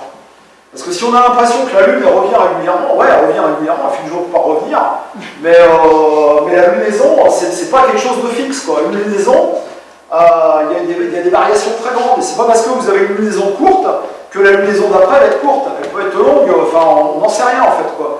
Et d'ailleurs, tous les calendriers lunaires vous disent tel jour, ça doit être la pleine lune, et vous regardez dans le ciel, enfin, évidemment, c'est un décalage, en général, la pleine lune, c'est la veille du lendemain, c'est jamais le jour qui est annoncé. Donc le calendrier lunaire, c'est vraiment pas une bonne idée, parce que la Lune, c'est vraiment quelque chose qui a un mouvement qui est très très très complexe, quoi. Donc ça, je vous en ai déjà parlé, donc la révolution sidérale, c'est par rapport aux étoiles, et la révolution synodique, ça c'est la lunaison, qui a aussi, il y a un truc aussi assez marrant, c'est-à-dire qu'il y a plein de gens qui vous diront, je ne citerai pas de nom, hein, mais il y a certaines religions, par exemple, qui vous disent la lunaison, c'est 29 jours et demi. C'est normal, c'est Dieu, ça tombe juste, c'est Dieu qui l'a voulu, quoi. La réalité, c'est qu'il y a 44 minutes derrière. Et eux-mêmes réinjectent les jours de temps en temps, hein, parce que... non, mais si on ne connaît pas l'astronomie, on peut vous raconter des trucs, mais c'est... Voilà. Alors tout ça pour vous expliquer un phénomène aussi qui est assez peu connu, enfin qui est souvent mal connu. C'est-à-dire qu'en fait, la pleine lune, c'est quand la lune est éclairée directement par le soleil, et que nous, on la voit du côté de la Terre. Et vous voyez, comme la Terre, elle bouge elle-même sur son orbite, quand la Lune, elle a fait un tour entier, elle est ici, là. Et on n'est pas du tout à la pleine Lune, quoi. Puisqu'on a avancé. Donc la pleine Lune, en fait, elle va avoir lieu, en l'occurrence, là avant. Donc ce qui explique que les deux révolutions ne sont pas les mêmes, quoi. Donc ça, c'est un truc qui... Enfin, si on n'a pas compris que la Terre bougeait, c'est un truc assez compliqué à comprendre, quoi. Et si on dit que la Terre bouge, là, il n'y a plus de soucis, quoi. Alors donc ces révolutions, vous voyez, ça on peut traiter ça par les fractions continues, ce que faisaient très bien les Grecs, hein, et on retrouve le 19, d'ailleurs un petit peu par hasard, et le 254 sur 19, ça c'est directement dans la machine anticitaire. Donc le cycle de Méton, on peut tout à fait le retrouver par ça, et ça c'est implémenté directement dans la chimie cinématique de la Lune. Et en plus, dans la machine anticitaire, regardez pas ça, là, mais là, c'est une reconstruction qui montre, en fait, il y avait en plus, dans la machine anticitaire, un différentiel, donc, qui est représenté ici, là. Donc, vous avez l'axe de la Lune qui tourne, là, et l'axe du Soleil, qui ne sont pas les mêmes, hein, et en fait, on fait la différence entre les deux pour afficher sur une petite boule qui est peinte à moitié en blanc, à moitié en rouge, en noir, en fait, les phases de la Lune. Et les phases de la Lune s'expliquent très bien par ce différentiel, et ça, c'est directement implémenté sur la machine anticitaire, quoi. Alors, tout à l'heure, on s'est un peu gratté la tête pour essayer de corriger les 2 degrés du Soleil. Là, on a dit, ouais, il y a un problème avec les 2 degrés sur le Soleil. Et si on fait simplement les cycles arithmétiques qu'on a montrés, là, c'est plus 2 degrés, là, on a 7 degrés et demi d'erreur sur la position de la Lune, quoi. Donc ça c'est pas du tout négligeable, hein. Ça, c'est quelque chose qu'on voit très bien, quoi. Donc c'est pour ça que tous les gens qui traitent la Lune par des mécanismes cycliques assez basiques, eh bien on a ça dans la vue. Et donc la Lune tombe jamais au rendez-vous. Enfin, de toute façon, il y a déjà un problème, c'est que on parle toujours, je vous ai parlé de lunaison moyenne, mais par rapport à ces lunaisons moyennes, tous ces chiffres moyens, il y a une grande fluctuation de la Lune. Et donc, de toute façon, même si on avait un truc parfait, bah, comme il y a des fluctuations, bah, de toute façon, on tomberait forcément à côté. Quoi. Alors, ça, c'est un truc que je vous montre pour vous faire peur. Ça, c'est quand l'auditoire est pas sage, je détaille chaque terme. Ça, c'est l'équation. On va tout faire. Ça, c'est l'équation que j'utilise pour justement trouver la position de la Lune à moins d'un degré. Parce que si on veut le faire. Alors, ça, c'est ce qu'on appelle les tables de. Ça c'est une table qui existe depuis le 19e siècle et qui contient à peu près 1 millier de termes. Hein. Donc là, c'est le premier. C'est pour avoir le l'ordre de degrés. Alors vous voyez, ça ce qu'on a vu, c'est le truc purement longitude moyenne, c'est purement cyclique. Et vous voyez déjà du temps d'Hipparque, on connaissait qu'il y avait un problème, on retrouve de 7 degrés en fait, hein, que je vous ai montré. Hein. Donc ça c'est du temps d'Hipparque, vous connaissez ça, vous voyez, hein, il y a des trucs qu'on a connus plus tard qui sont de Tycho Brahe. Et ça, l'évection, c'est du temps de Ptolémée, donc c'est aussi un petit peu plus tard. Donc l'équation du centre, alors nous, en fait, les Grecs prenaient des cercles et des épicycles, et ils mettaient autant d'épicycles qu'il faut. Et nous, il ne faut pas se moquer des Grecs, parce qu'on fait la même chose, mais nous on fait la même chose avec des sinus. Donc ça, c'est ce qu'on appelle les séries de Fourier. Et tout ce qui est périodique, on met autant de sinus et de cosinus qu'il faut. Quoi. Donc, alors tout ça pour dire que pendant longtemps, il y a un truc qui paraissait assez mystérieux dans la machine anticipitaire. C'est qu'on voyait envoyer une roue là, une roue montée de 50 dents, qui entraînait une roue de 50 dents, donc on passait de la vitesse oméga à la vitesse moins oméga. Celle-là était solidaire de celle-là, donc celle-là tournait aussi avec 50 dents, et on revenait là, et on revenait à la vitesse oméga. Alors c'est curieux, parce qu'il y a tout un tas d'engrenages qui ne fait absolument rien, sauf compliquer la machine. Alors si en fait on regarde de plus près, alors déjà on s'aperçoit, là c'était pour vous expliquer, j'ai un peu simplifié le truc, ce plateau-là, en fait, en plus, il est tournant. Quoi. Mais ça n'empêche rien, il tourne à la vitesse grand oméga, mais ça fait quand même rien. Et en fait, si on regarde bien, il y a un mécanisme dessus, donc il y a un début des roues sur lesquelles qui tourne autour de cet axe-là, sur lesquels il y a un téton. Et ce téton vient dans une rainure d'une roue qui elle-même tourne sur cet axe-là.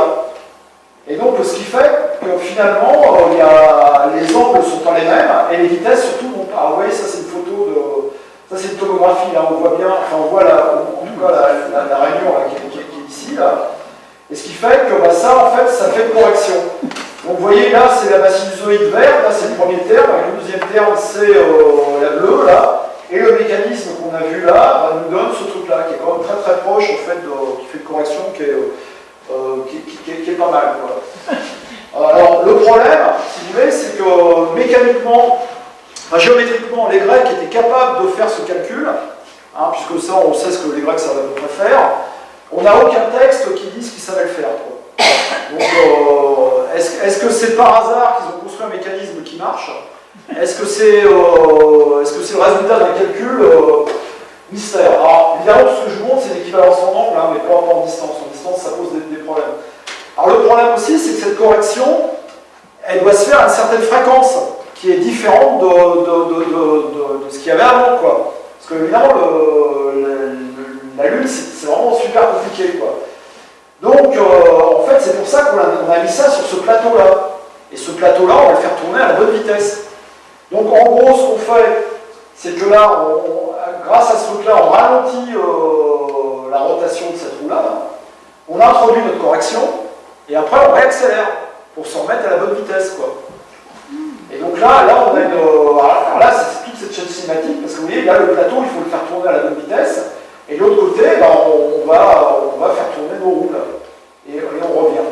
Et donc là, maintenant, avec ça, vous voyez, là, c'est une correction sur 20 ans, on reste à peu près dans 2 degrés, quoi.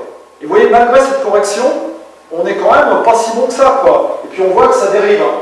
Il y a un terme qui dérive. Enfin, on voit très bien que ça. Bon, sur 20 ans, ça va à peu près, mais après, on part un peu dans les choux. Alors, donc, ça, vous voyez, c'est la Lune. Alors, ensuite, il y a les planètes. Alors, les planètes, je peux en parler parce qu'en fait, là, c'est que des suppositions. Ce qu'on voit sur la route principale, c'est qu'il y a des endroits où il se passait des choses. Et donc on est à peu près persuadé qu'il y avait des mécanismes aussi pour montrer les planètes. Mais le mouvement des planètes, vous voyez, c'est assez compliqué. Donc je ne vais pas en parler parce que ça c'est pure supposition, on ne sait pas bien.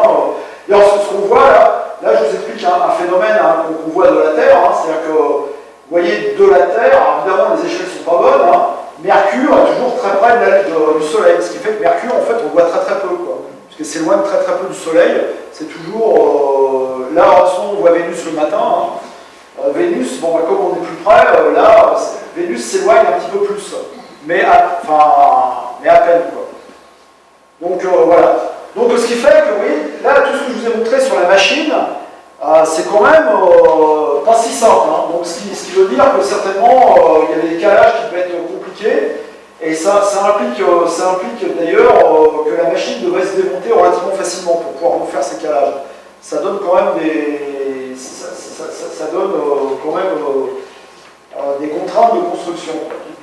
Alors ce que je vous ai dit, c'est que là pour l'instant je vous ai montré que des choses qui sont issues des tomographies, où maintenant on comprend très très bien la mécanique de cette machine. Mais le truc c'est qu'aujourd'hui on lit des caractères dessus, donc on a beaucoup de textes, et aujourd'hui on se base plutôt sur les textes qu'on lit, on lit un certain nombre de choses sur cette machine. Alors le problème, les détracteurs de la machine anticitaire disent en fait c'est pas possible qu'il y ait une machine pareille qui ait été faite parce qu'on n'a pas d'autres machines qui sont du même type. Alors déjà l'argument est fallacieux parce que quand quelqu'un me dit ça dans la salle, moi je me dis monsieur vous êtes puceau alors. Il y a des trucs que vous n'avez jamais fait avant, vous ne faites pas après, donc voilà, c'est tant pis pour vous. Et bon, il y a déjà ce truc-là. Et en fait, c'est oublié aussi que, ce que je disais tout à l'heure, c'est qu'il y a une tradition en mécanique en Grèce qui n'est pas très très étudiée, mais qui existe, quoi. Alors d'ailleurs, dès Aristote aurait publié ce traité-là, le traité de mécanique, qu'il écrivait avec un H. Alors aujourd'hui, on est à peu près persuadé que c'est pas Aristote, mais certainement Straton qui l'a écrit, où il décrit des roues de friction. Alors certains auteurs voient des engrenages déjà dans ces roues, mais aujourd'hui, si vous voulez, le problème qu'on a aussi avec la Grèce, on a un problème avec la Grèce. C'est notre civilisation mère, mais on ne veut rien leur attribuer. C'est-à-dire qu'on dit, non, les Grecs l'ont fait que si jamais il y a un texte vraiment qui dit qu'ils l'ont fait, quoi. Sinon, non, c'est pure supposition, quoi. Ils sont beaucoup moins prudents avec d'autres civilisations, à qui ils attribuent plein de trucs. Là, on leur dit, où est le texte? Oui, mais on sent bien que, etc. Et non, mais ce que je dis, ça a l'air d'être rigolo comme ça, mais c'est tout à fait ça, quoi. Donc, si vous voulez, le texte d'Aristote, on dit, non, il n'y a pas dedans, donc c'est pas des engrenages, quoi. Alors après, il y a un personnage qui n'est pas du tout connu, mais pourtant certainement un génie, qui était Stésibios Alexandrie. Alors, il a fondé l'école de mécanique d'Alexandrie. Il vivait à l'époque d'Euclide et donc d'Archimède. Celui qui a inventé le piston, le clavier, on a déjà des claviers pour les orgues, donc c'est lui qui a inventé le clavier. Alors, de façon assez anecdotique, il a amélioré la clepsydre en introduisant un mécanisme, en fait, parce que le problème des clepsydres, qui servait à mesurer le temps, donc c'est qu'on prenait un récipient, et puis on faisait un trou, puis on mesurait le remplissement d'une autre gamelle qui était mise en dessous, quoi. Et évidemment, à cause des lois de la physique, ça ne marche pas, quoi. C'est-à-dire que le temps n'est pas du tout linéaire dans ce mécanisme-là. Alors on a trouvé une combine, c'est qu'avec l'expérience, on a fait le récipient de base, on l'a fait d'une forme qui compense en fait les problèmes. Et ça à peu près, ça marchait, mais c'était pas encore super. Et lui, il a trouvé un truc qui ressemble tout simplement à notre chasse d'eau, c'est-à-dire qu'il y a un mécanisme qui fait que tant que le vase principal n'est pas plein, il se remplit. Et donc, dans ce sens, le vase principal est toujours plein, et donc il y a toujours le même débit. Et avec ça, on avait des clepsydres beaucoup plus précises, quoi. Enfin, il a travaillé sur les orgues hydrauliques, etc. Enfin, il y a tout un tas de trucs, quoi. Et alors, surtout, un grand mécanicien, c'est Archimède. Archimède, donc tout le monde dit que c'est certainement le plus grand savant de l'Antiquité. Et le problème qu'on a aujourd'hui aussi avec la machine anticitaire, c'est les livres perdus d'Archimède. Parce qu'Archimède, il écrit un certain nombre de livres, et la plupart des livres qu'il a écrits, on ne les connaît pas. On ne les connaît que par leur nom. Alors en particulier, il a écrit un livre qui s'appelle La Sphéropée, c'est-à-dire sur la construction de la sphère, où il décrit la construction d'une machine qui indique la position de la Lune, du Soleil et des 5 planètes. Hein. Donc il correspond quand même fichtrement à ça. Quoi. Et il a aussi écrit un livre sur les polyèdres, qui est un autre sujet qui m'intéresse, qui est aussi perdu, hein, qu'on n'a pas non plus. Quoi. Et dans lequel il aurait écrit 13 polyèdres. Et ce texte-là, on ne l'a pas non plus. Et en fait, vous savez que récemment, je ne vais pas vous raconter le palimpseste d'Archimède, c'est un autre sujet.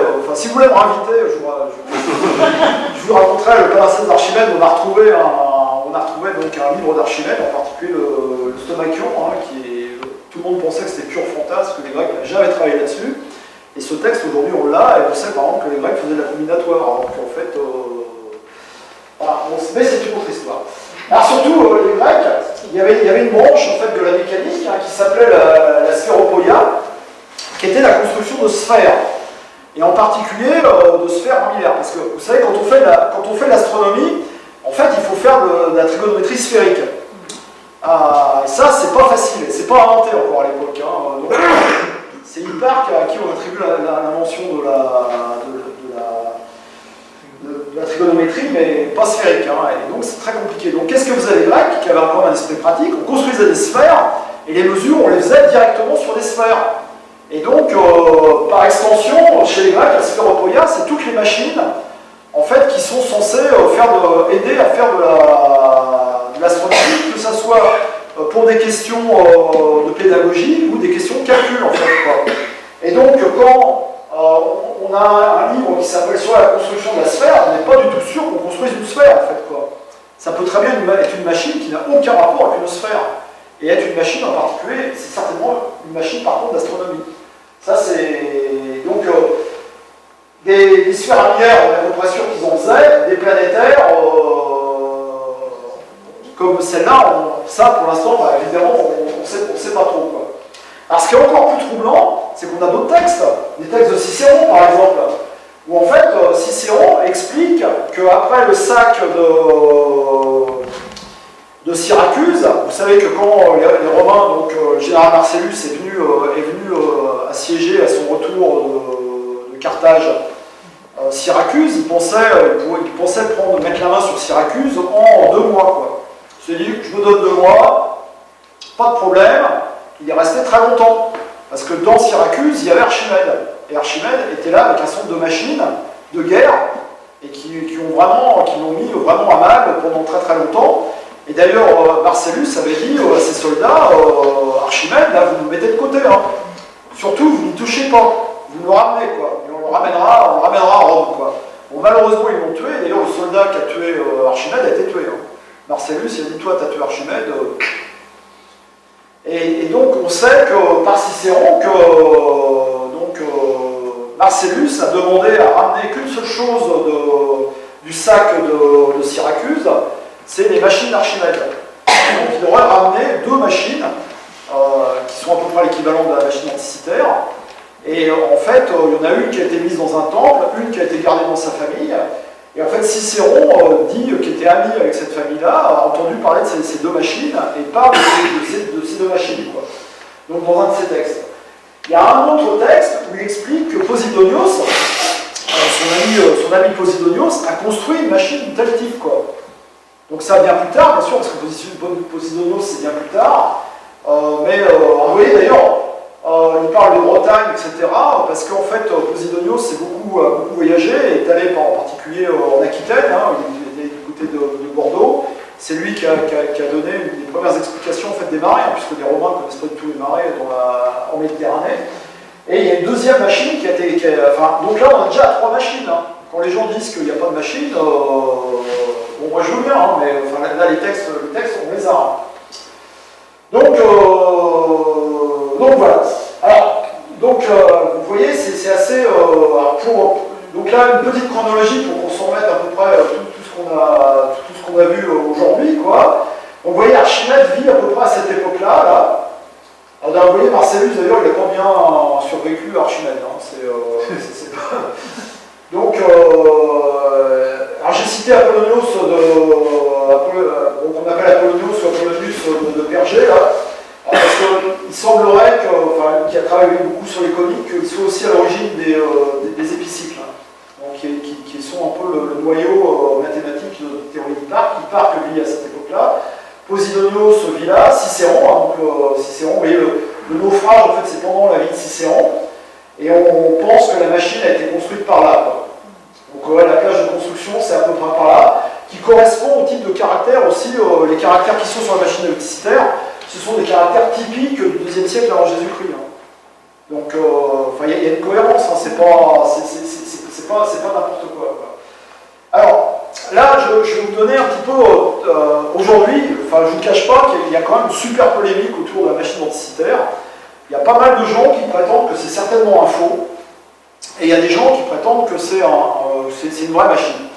Alors moi, je suis un scientifique, hein, donc moi je me base sur les textes que je lis. Donc moi, toute cette conférence, elle est montée avec des textes que j'ai pris de Nature, Science, qui sont parus dans un certain nombre de revues scientifiques, donc, qui ont été relus, etc. Aujourd'hui, moi, tous les gens que j'ai rencontrés, avec qui j'ai échangé par mail sur ces sujets-là, me disent les textes sont cohérents, il n'y a pas d'erreur grossière, tout ce qu'on a vu dans la machine était quand même connu à l'époque, à cette époque-là, il n'y a pas de choses bizarroïdes, quoi. Bon, malgré tout, aujourd'hui, il y a pas mal de gens qui disent que c'est des faux. Donc, moi, les principaux arguments que j'ai notés chez ceux qui disent que c'est un faux, alors, le premier argument, c'est on n'a rien trouvé de l'époque qui ressemble à ça, donc c'est pas possible que cette machine existe. Bon, alors ça, cet argument est facile à contrer, hein, le métal était beaucoup réutilisé, donc forcément, une machine métallique à l'époque, elle vivait pas longtemps, on la refondait pour faire autre chose, quoi. Deuxième argument, sous l'Empire romain, les machines astrologiques sont interdites sous peine de mort. Parce qu'en fait, nos amis babyloniens, si l'astrologie est arrivée jusqu'à nous, c'est qu'encore sous Rome, on était persuadé que par l'astrologie, on pouvait prédire la mort de l'empereur. Hein. Et donc les machines astrologiques sont interdites et systématiquement détruites, et qui possède une machine astrologique est condamné à mort. Hein. Donc autant vous dire que les machines ne résistaient pas bien. Et en fait, des machines romaines, on n'en a pas non plus... alors qui construisaient des choses, hein, comme je vous ai parlé de Posidonios, il a construit tout un tas de machines. On sait aussi maintenant que les Grecs essayaient de résoudre des problèmes de maths par des machines. Hein. Par exemple, la machine de Nicomède, et quand même, il a essayé la trisection de l'encre par la machine de Nicomède. Enfin, on connaît un certain nombre de choses, quoi. Bon, alors ça, c'est le premier argument. Deuxième argument, c'est de dire, en fait, il y a un petit malin qui est arrivé le jour... qui est arrivé sur le bateau, il avait sa machine denticitaire sous le bras, et puis il a dit, ah, attendez, voilà, et puis il l'a donné avec les autres, puis les autres l'ont embarqué en pensant que c'était une vraie machine, et puis ils l'ont prise. Alors moi, l'argument par rapport à ça, enfin moi, peut-être qu'un jour je vous dirai complètement autre chose, mais je vois pas bien, si vous voulez, aujourd'hui, l'intérêt du faussaire, quoi. Alors honnêtement, moi, si aujourd'hui on me disait demain, si un généreux sponsor me disait, tenez, monsieur Dupin, construisez-moi une machine denticitaire, je lui dirais, oui, vous avez intérêt à aligner les billets parce qu'il va me falloir un certain temps, quoi. Parce que si je veux écrire en 15 000 caractères, décrire des éclipses de l'époque, faire aucune faute en grec, etc., ouais, je vais y passer quand même, j'en ai au moins pour une dizaine d'années, quoi.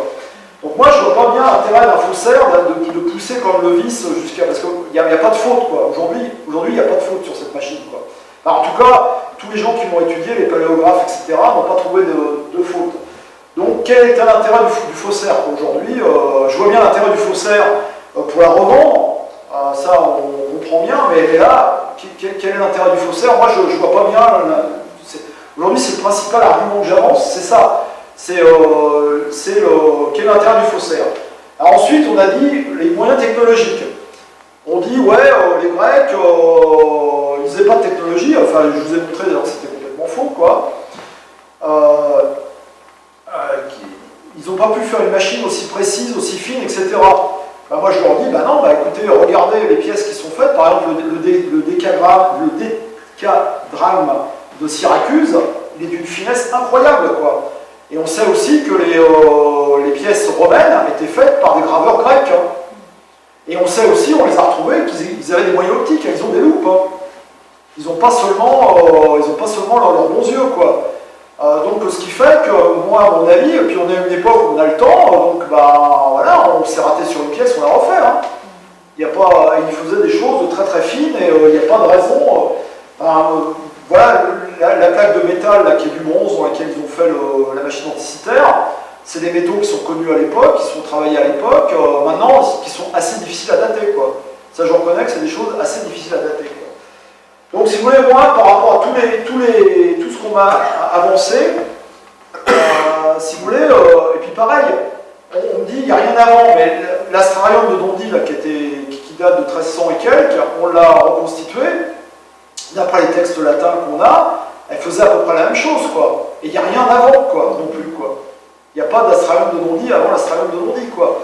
Donc cet argument-là, si vous voulez, il me paraît fallacieux, et puis surtout qu'historiquement, on connaît plusieurs cas où on a dit c'est des faux, jusqu'à ce qu'on en trouve des vrais, et puis qu'on dit bah non, c'est des vrais, quoi. Alors, il y a par exemple l'exemple qui est assez célèbre à la Renaissance des jetons érotiques. Ils sont apparus à un moment, on a dit ouais, on a trouvé dans le sol des jetons représentant des scènes érotiques, etc., qui semblent venir de maisons romaines. Alors tout le monde a dit ouais, génial, etc. C'était la grande mode, donc tout le monde en achetait. Puis les gens ont dit bah non, c'est des faux, vous êtes fait avoir, vous avez payé ça très cher, etc.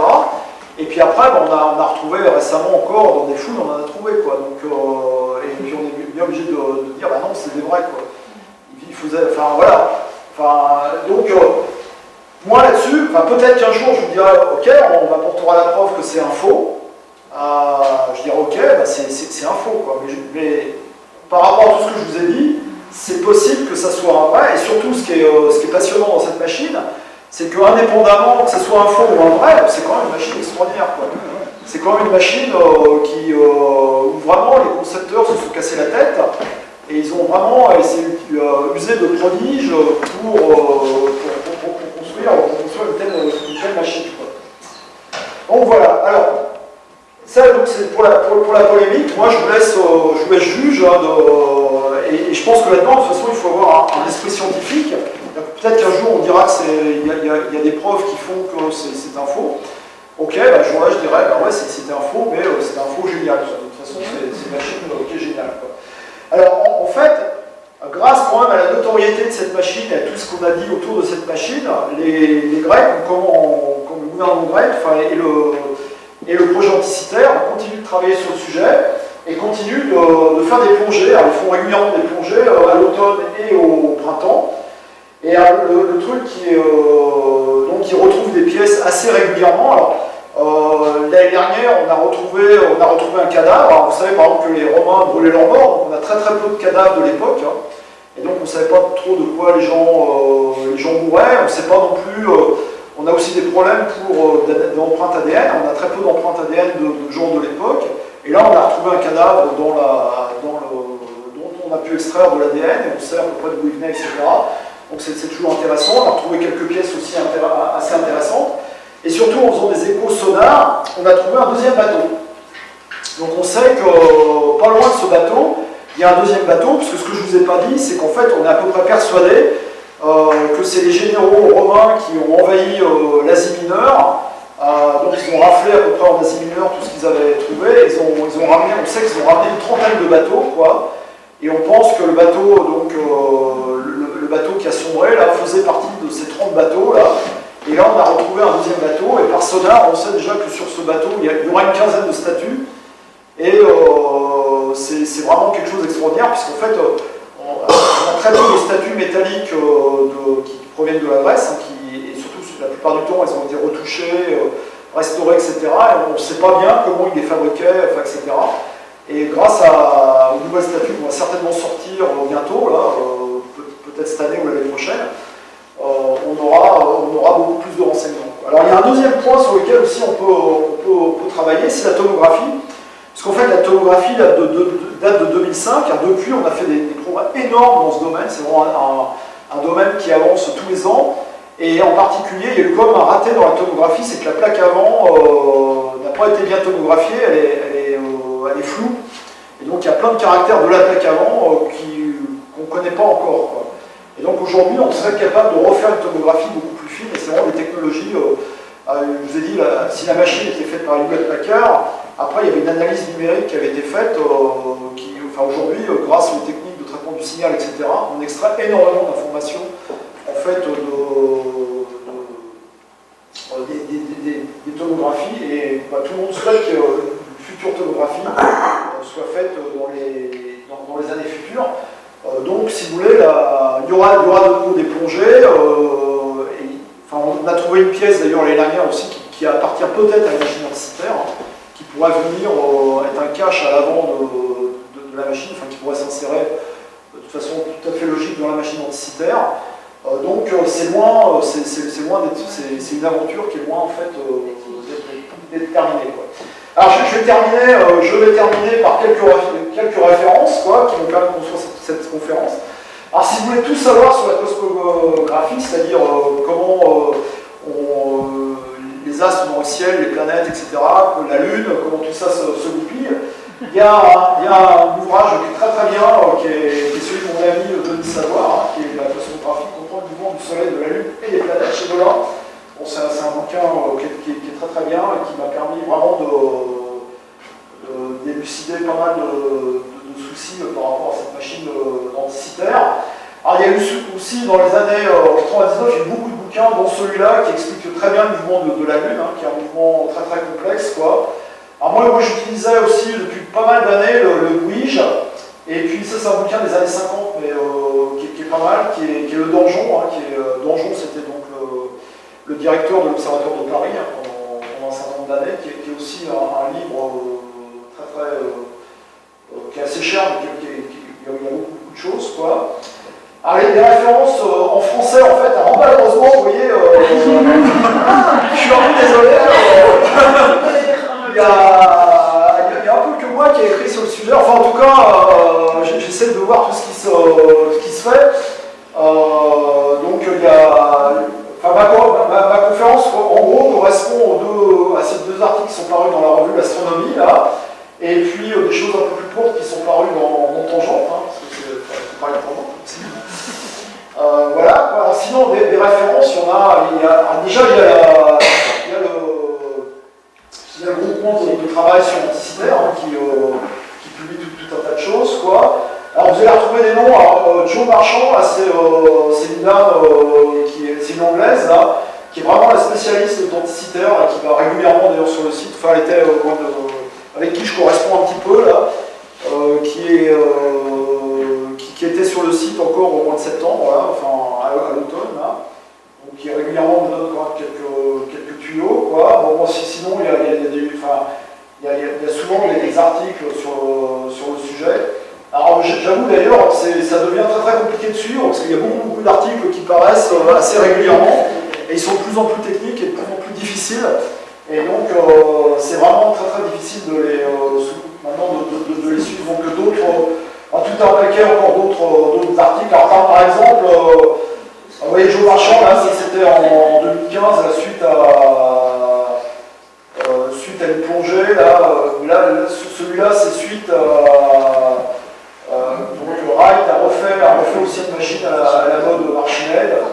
Bon, Wright, Evans, Kerman, tout ça, ils écrivent toujours des trucs. La datation de la machine d'anticipère vers 205, là, c'est cet article-là. C'est cet article-là. Donc voilà, beaucoup de littérature. J'essaie d'éplucher patiemment, mais c'est pas toujours facile, Donc voilà, j'ai à peu près fini. Je pense que j'ai pas mal embouti. Le bon temps de parole,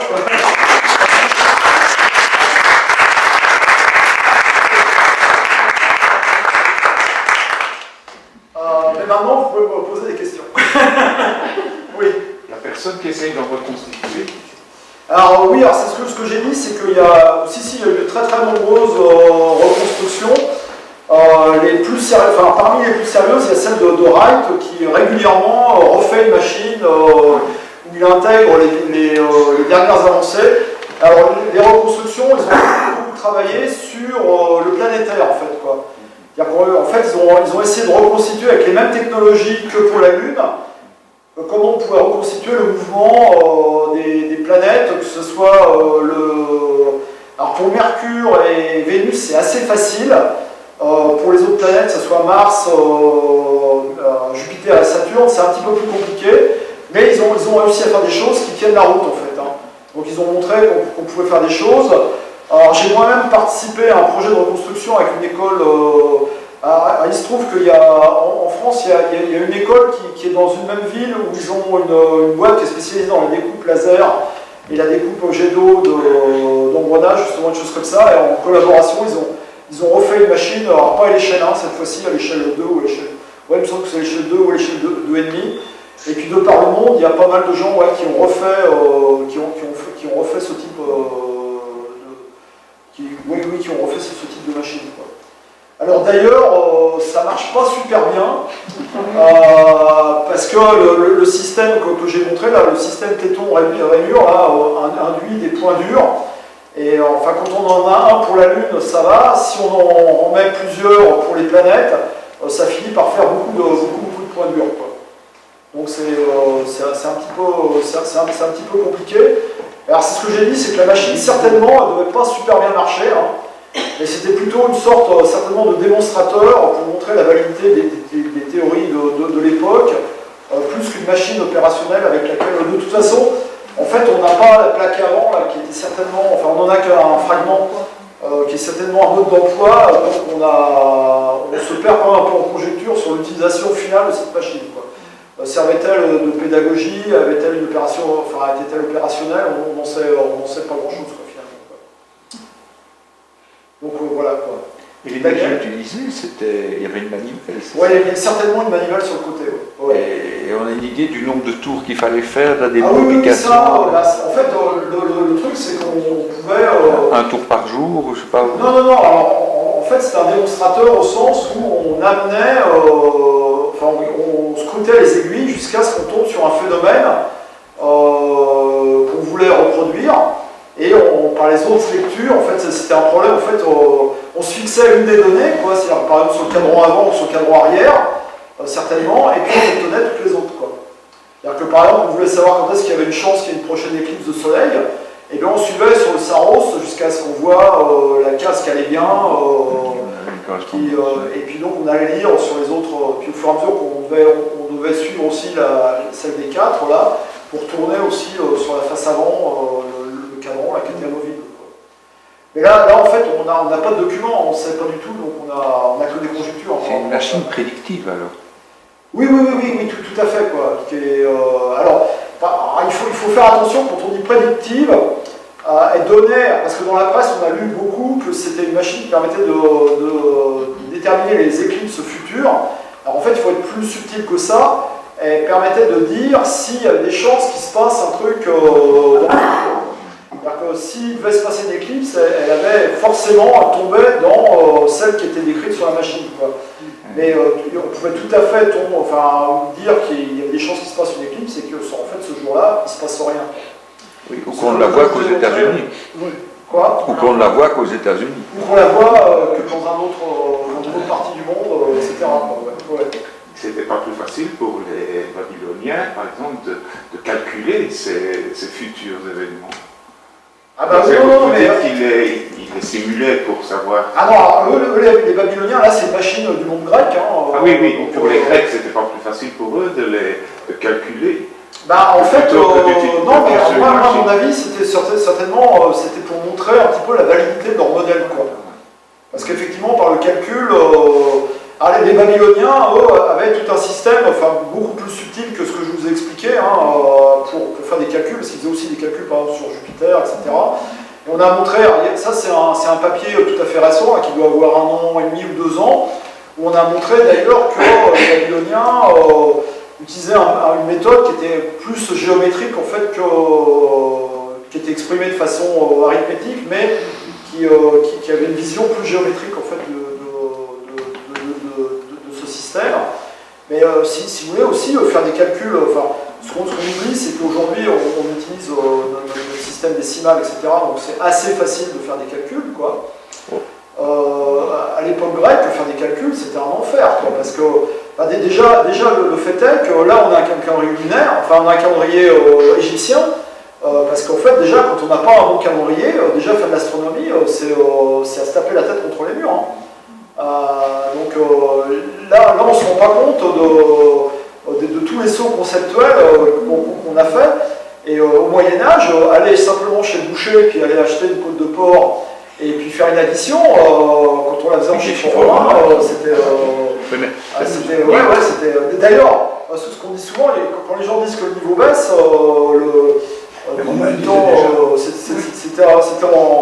c'était l'équivalent du master de l'époque, on expliquait comment calculer avec la numérotation de position. Quoi.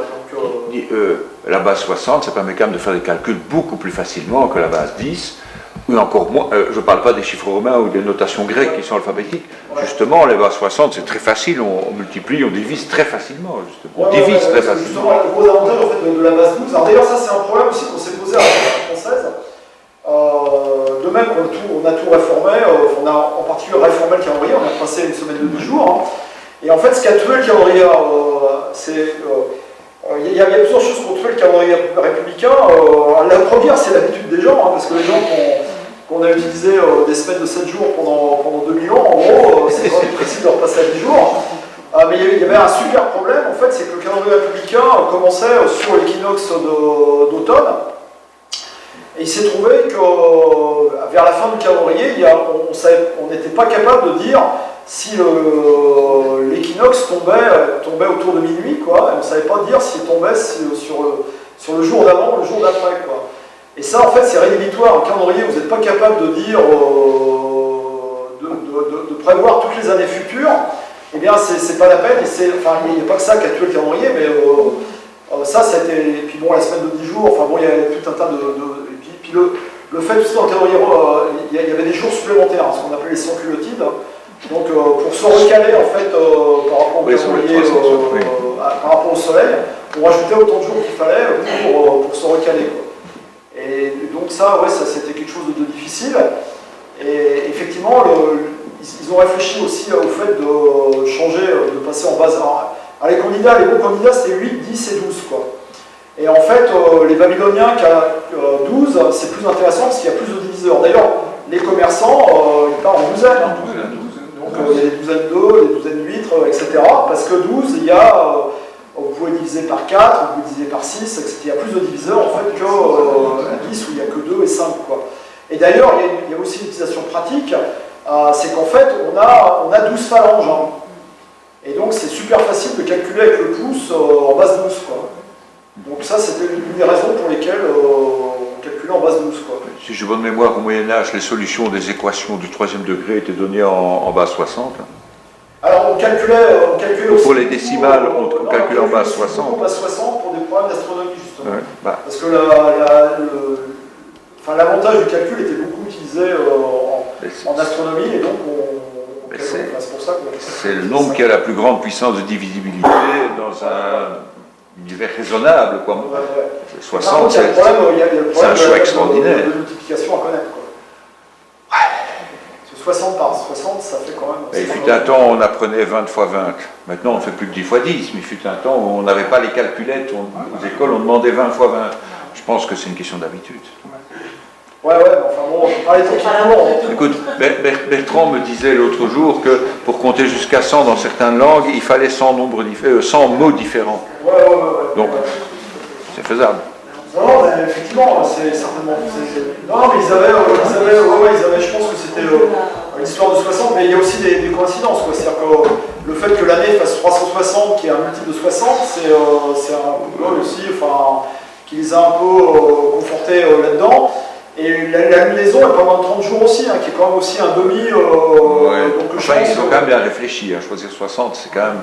C'est pas naturel parce que tout le monde choisit 10 parce qu'on a 10 doigts. C'est génial, moi je trouve, de choisir 60 à cette époque-là. Ouais.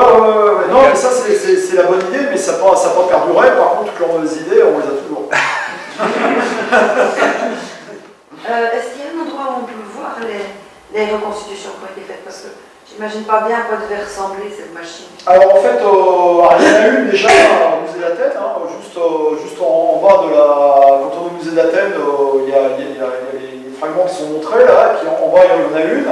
Et sur internet, il y en a un certain nombre, enfin les machines de Wright en particulier, on les voit, et c'est pas le seul hein, non plus, hein. À mon avis c'est parmi les plus intéressantes, mais c'est pas les seuls, et c'est... non, parce qu'en fait j'ai pas eu le temps de tout détailler, mais il y a plein d'inventions super intéressantes sur cette machine. Enfin, alors ça, on savait que déjà les aiguilles, ça existe déjà. Hein. Les aiguilles sur les cadrans, on sait que ça existe déjà à l'époque. Hein.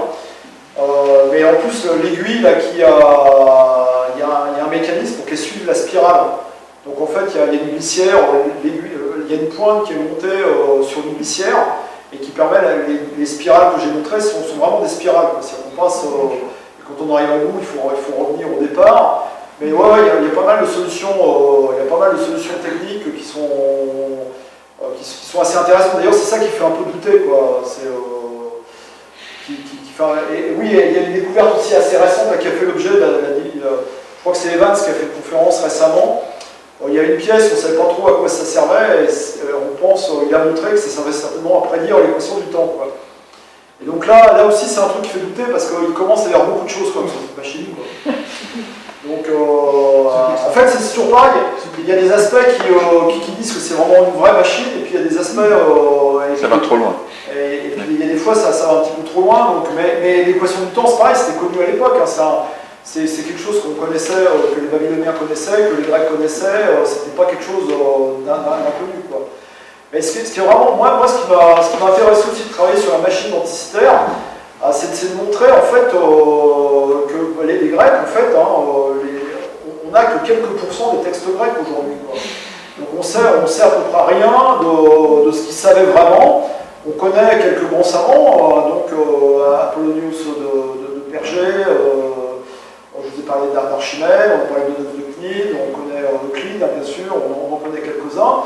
Il y a certainement plein de gens qu'on ne connaît pas, et surtout la plupart de ceux dont je vous ai parlé, on n'a aucun texte d'eux. Hein.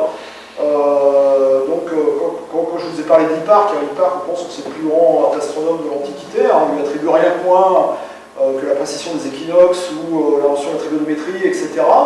On n'a aucun texte de lui, on a simplement quelques lettres de lui, et on le connaît au travers de Ptolémée, qui vit au IIe siècle après Jésus-Christ. Donc c'est comme si moi je parlais de Kepler sans avoir aucun texte intermédiaire, quoi. On ne se rend pas compte que il y a quand même quelque chose. Donc le savoir de l'Antiquité a pratiquement complètement disparu, pour plein de raisons. Hein. On a brûlé les bibliothèques. Hein. Oui, tout simplement. Tout ce qui n'était pas dans le giron de la chrétienté était considéré comme maléfique et on l'a brûlé, il ne faut pas se leurrer. Hein. Ouais, mais avant il y a eu quand même pas mal. La bibliothèque d'Alexandrie, c'est quand même comme ça qu'on l'a brûlé. Hein. Non, mais il y a eu quand même pas mal de problèmes avant. Enfin, déjà, il y a une grosse partie de la connaissance qui a disparu. Heureusement qu'on a eu les Arabes qui nous ont transmis tout ça. Hein. Ouais, alors ça, c'est pas non plus ça par rapport à ça, parce que par exemple. Ils en ont détruit aussi. Oui. Ils en ont détruit énormément, quoi. Et d'ailleurs, même, de toute façon, les dernières destructions, c'est eux, quoi. Ouais. La bibliothèque d'Alexandrie et celle de Pergame. La première destruction, c'est les chrétiens. La deuxième, c'est les musulmans. Non, mais il y a eu celle de César. Il y a eu celle de César. En plus, voilà. Non, mais parce que c'est au moment d'Hypatie qu'on a aussi détruit. Ouais, mais alors ça, faut se méfier parce qu'il y a beaucoup de. On a peu de textes par rapport à ça. Donc, on en a en tout cas qui racontent. Non, en fait, c'est beaucoup plus compliqué que ça. C'est-à-dire qu'en fait, par exemple, on connaît bien ça pour les éléments d'Euclide. On a trois sources principales. On a une source directe, en fait. Il y a eu des textes qui ont été recopiés dans les monastères européens, en particulier au Mont-Saint-Michel, enfin, c'est un endroit en Europe. Donc ça, c'est une piste qu'on connaît. Il y a un certain nombre de textes qui sont passés, qui ont une trace directe. Il y a une deuxième trace qui est complètement méprisée aujourd'hui, qui est celle de Constantinople. C'est-à-dire qu'en fait, c'est quelque chose qui est très peu étudié aujourd'hui. Hein. Donc, il y avait des bibliothèques aussi à Constantinople, etc. Il y a eu des textes qui ont été recopiés à cet endroit-là, et qui ont été étudiés. Il y a eu des grands savants aussi à Constantinople, mais c'est quelque chose qui n'est pas du tout à la mode, donc on en parle relativement peu, quoi. Tu dis Constantinople, donc c'est aux environs de la fin du Moyen-Âge. Ouais, c'est ça, ouais. Enfin, disons que. Jusqu'en 1453. Disons qu'eux, ils ont une continuité directe avec. C'est l'Empire romain, en fait. L'Empire romain d'Orient. Eux, ils ont une continuité directe. Effectivement, il y a le monde musulman, enfin, qui est d'ailleurs assez compliqué à décrire, parce que les gens. Enfin, toi, tu parles du monde arabe, mais.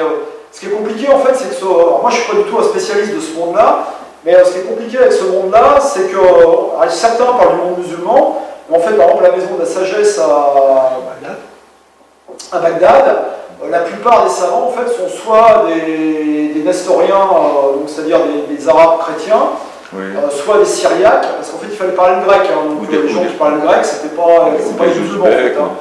Soit il y avait beaucoup de docteurs rabbins, enfin, etc. Enfin, disons que c'est un peu comme les universités américaines aujourd'hui. Il y a finalement relativement peu d'Américains. Et le deuxième paradoxe, c'est que les gens parlent aussi du monde arabe parce qu'ils disent que les textes ont été traduits en arabe.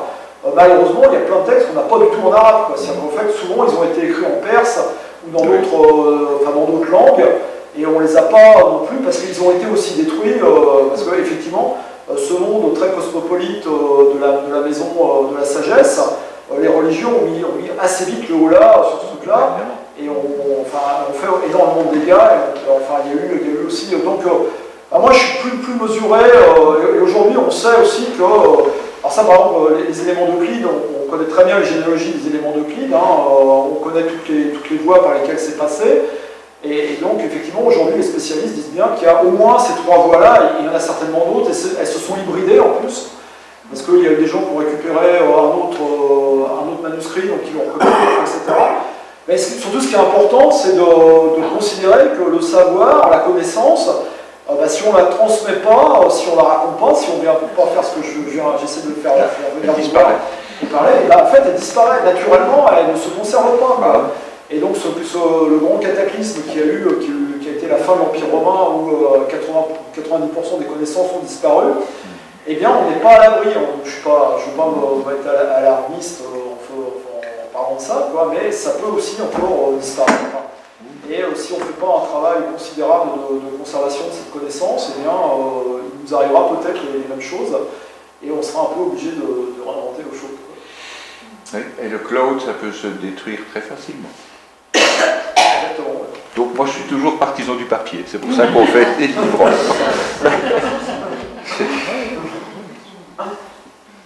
Donc voilà, d'autres questions?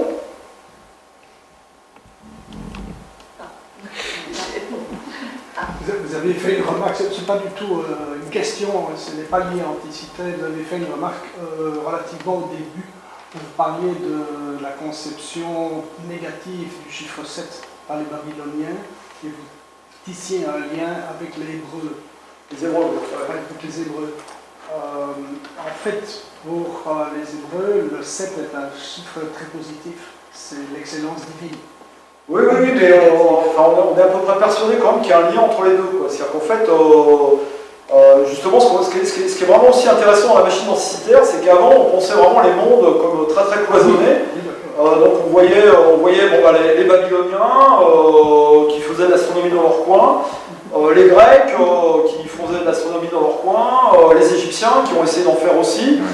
Et aujourd'hui, ce qu'on sait, c'est que finalement, les gens, il y avait des liens, quoi. Les gens se parlaient, etc. Et souvent, effectivement, il y avait peut-être des choses qui étaient interprétées chez les autres, chez les uns comme positives. Alors c'est vrai que le chiffre 7 est très très ambivalent, quoi. C'est-à-dire qu'il y a beaucoup de gens qui le voient très très négativement, et de l'autre côté, il y a beaucoup de gens qui le voient très positivement. D'ailleurs, j'ai cité je suis neutre là-dessus. C'est un peu comme 13. Et d'ailleurs, j'ai cité au départ le fait qu'il y ait cette chose dans le ciel un peu bizarre, quoi. Donc il y a la Lune, le Soleil et les 5 planètes qu'on voit à l'œil nu. Et ça effectivement aussi, ça a beaucoup marqué un petit peu les esprits, quoi. Oui, bien sûr. Puis c'est le seul nombre, enfin c'est le plus petit nombre par lequel on ne sait pas diviser. Même en bas 60. Non, mais c'est un nombre premier, mais... Non, mais on divise par 1, par 2, par 3, par 4, par 5, par 6, par 8, par 9, par 10, par... Ouais, mais et on ne divise pas par 7, donc c'est un nombre embêtant. Ouais, il y a des trucs un peu compliqués avec ça. En bas 60. D'ailleurs, c'est pour ça aussi que choisir une semaine de 7 jours, c'est pas forcément super facile, quoi. C'est, enfin, voilà... La semaine de 10 jours, il y a combien de jours où on travaille Si on travaille 9 jours pour un jour de repos...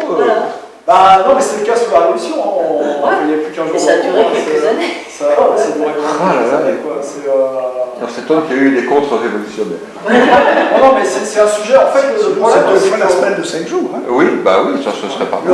Le calendrier, en tout cas, c'est un sujet qui est très très sensible. Il y a des très très nombreuses études. Alors, en particulier, je vous renvoie à un bouquin là, qui est très bien, qui est le bouquin de Couder, qui est le Que sais-je sur le calendrier, là, de Couder, là, qui est vraiment un excellent bouquin, et il explique lui-même qu'il a essayé de mettre en place un calendrier avec des mois de 28 jours, etc. Et il s'est rendu compte qu'en discutant, c'était pas possible, parce qu'il y a... disons que le truc, c'est comme il y a des liens de toute façon avec la religion, déjà rien quand on touche à ça, on dit ça y est, c'est fini, on va rien pouvoir... c'est complètement bloqué, quoi. Et puis, comme j'ai expliqué aussi, il y a beaucoup de choses qui ont la vie dure, quoi. Et puis le 7 aussi, c'est certainement lié au cycle lunaire, quand même, qui est pas loin de 28 jours, quand même, quelque part, qui est aussi un petit peu 7, quoi. Le calendrier musulman a des moins de 28 jours, mais ça fait que les saisons... non, mais le calendrier, il est beaucoup plus compliqué que ça. Il y a des mois de 29 jours et des mois de 30 jours, quoi. Mais ce qui fait surtout que dans le ciel, il n'y a jamais ce que le calendrier vous annonce, quoi. D'ailleurs, moi j'en ai pas parlé, je n'ai pas dit ça, j'ai pas parlé de celui-là. Il y a plusieurs calendriers lunaires. Et là, tous les calendriers lunaires, de toute façon, vous promettent toujours qu'il y a la même chose dans le ciel que dans le calendrier, mais c'est faux, quoi. Et en plus, en fait, tous ces calendriers rajoutent. Alors ce qui est assez marrant, parce qu'en fait, quand vous parlez de calendrier musulman, lequel? Parce qu'en fait, ils en ont 4, quoi. Oui, parce que non, ça dépend. Alors les Turcs et les Marocains. Non, mais en fait, il y en a 4 principaux, parce que le problème, à cause des 29 jours 54, dont j'ai parlé, il faut injecter un jour de temps en temps, quoi. Oui. Et évidemment, ils ne sont pas du tout d'accord sur le fait Sur le jour qu'il faut injecter. Ah oui. Et ils ne sont pas à s'entretuer pour... Ah oui. Bien sûr, quoi. Et d'ailleurs, on voit bien aussi, d'ailleurs, le problème, on le voit bien, pour le début du ramadan, en fait, ils expliquent qu'il faut faire une bonne foi. Oui, c'est pas facile de déterminer. Et vu la lune, en fait, comme ça commence sur la nouvelle lune, qui est justement le moment où on la voit le moins, quoi, forcément, on le décide au dernier moment. Non, mais c'est pas le calendrier, c'est ce que j'ai dit au début, c'est super. Les gens sont vraiment. Ils sont vraiment prêts à s'entretuer pour des problèmes de calendrier. Hein. Et donc, il faut être très très prudent quand on parle des calendriers, quand on parle de. Enfin, il y a les calendriers, bon, les choses auxquelles les gens ont l'habitude, quoi. Et il y a l'astronomie. Et malheureusement, l'astronomie ne suit pas les calendriers. Voilà, mais l'une des raisons aussi pour lesquelles on a été obligé de faire autant d'astronomie, c'est justement aussi pour essayer de faire des calendriers, quoi. C'était un moteur très très fort. Et ce que j'ai expliqué aussi, c'est que Babylone, ils ont beaucoup étudié le ciel, ce qui était un bienfait quelque part pour l'humanité. Puis en plus, bon, quand on est à Bagdad ou des endroits comme ça, le ciel est quand même relativement plus clément, quoi. Et ils ont payé, c'est des gens qui ont payé des astronomes, c'est les premiers qui ont payé des astronomes. Enfin, je pense qu'ils ont zégouillé un paquet aussi. À mon avis, ceux qui n'avaient pas réussi à prédire les éclipses qui continuent par arriver, ça devait être un peu compliqué pour eux. À mon avis, ils avaient quand même une obligation un peu de résultat, quoi. Ils ont fait des réductions de personnel. Ouais, mais pour ça, ils ont quand même regardé le ciel, ils ont fait ça sur des centaines d'années, et ils ont eu des résultats. Par contre, la grosse différence en fait entre les Babyloniens, enfin en tout cas de ce qu'on connaît des textes babyloniens et ce qu'on connaît des Grecs, c'est que ce qui est extraordinaire, le vrai miracle grec, c'est que les Grecs faisaient les choses un peu pour le plaisir. C'est-à-dire que derrière, ils n'avaient pas d'utilisation, quoi. C'est-à-dire que les Égyptiens ont fait un peu de géométrie, par exemple, parce qu'ils avaient besoin, ils avaient un problème pratique de division des terrains. Ils avaient aussi des problèmes d'astronomie parce qu'ils voulaient aussi prédire le moment de la crue, quand est-ce qu'elle allait revenir, etc. Mais les Grecs n'avaient pas du tout ces besoins, mais ils l'ont fait quand même, quoi. Ils ont fait des travaux comme ça. Et justement, ce qui est aussi assez extraordinaire dans la mécanique grecque, c'est que la mécanique grecque était faite un peu pour le plaisir, quoi. C'est-à-dire quand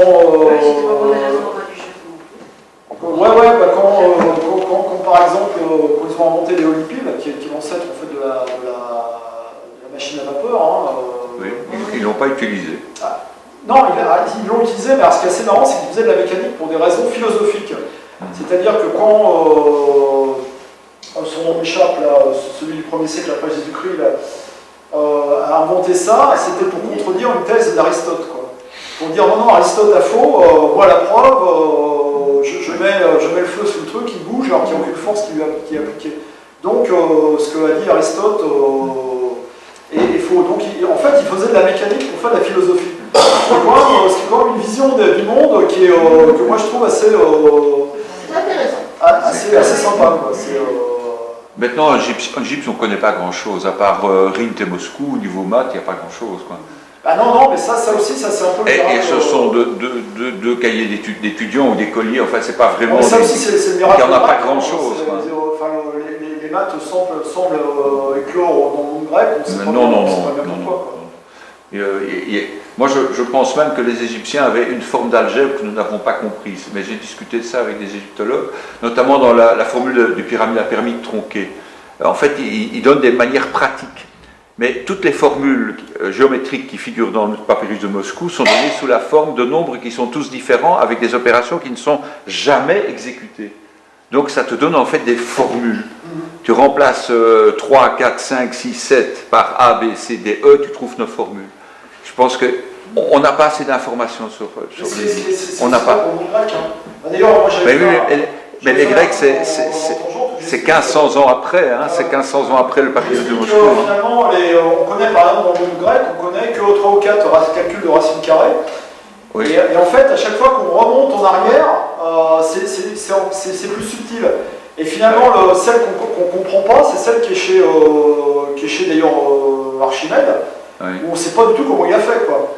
Et il a un résultat qui est plus précis que celle qui est donnée justement par le père d'Hypatie, qui était mathématicien aussi. Mais on a racine de 2 avec 10 décimales sur une tablette cunéiforme. Hein, Ouais. En bas 60. Hein. Ah oui, c'est Héron, donc c'était Héron d'Alexandrie. Ah oui.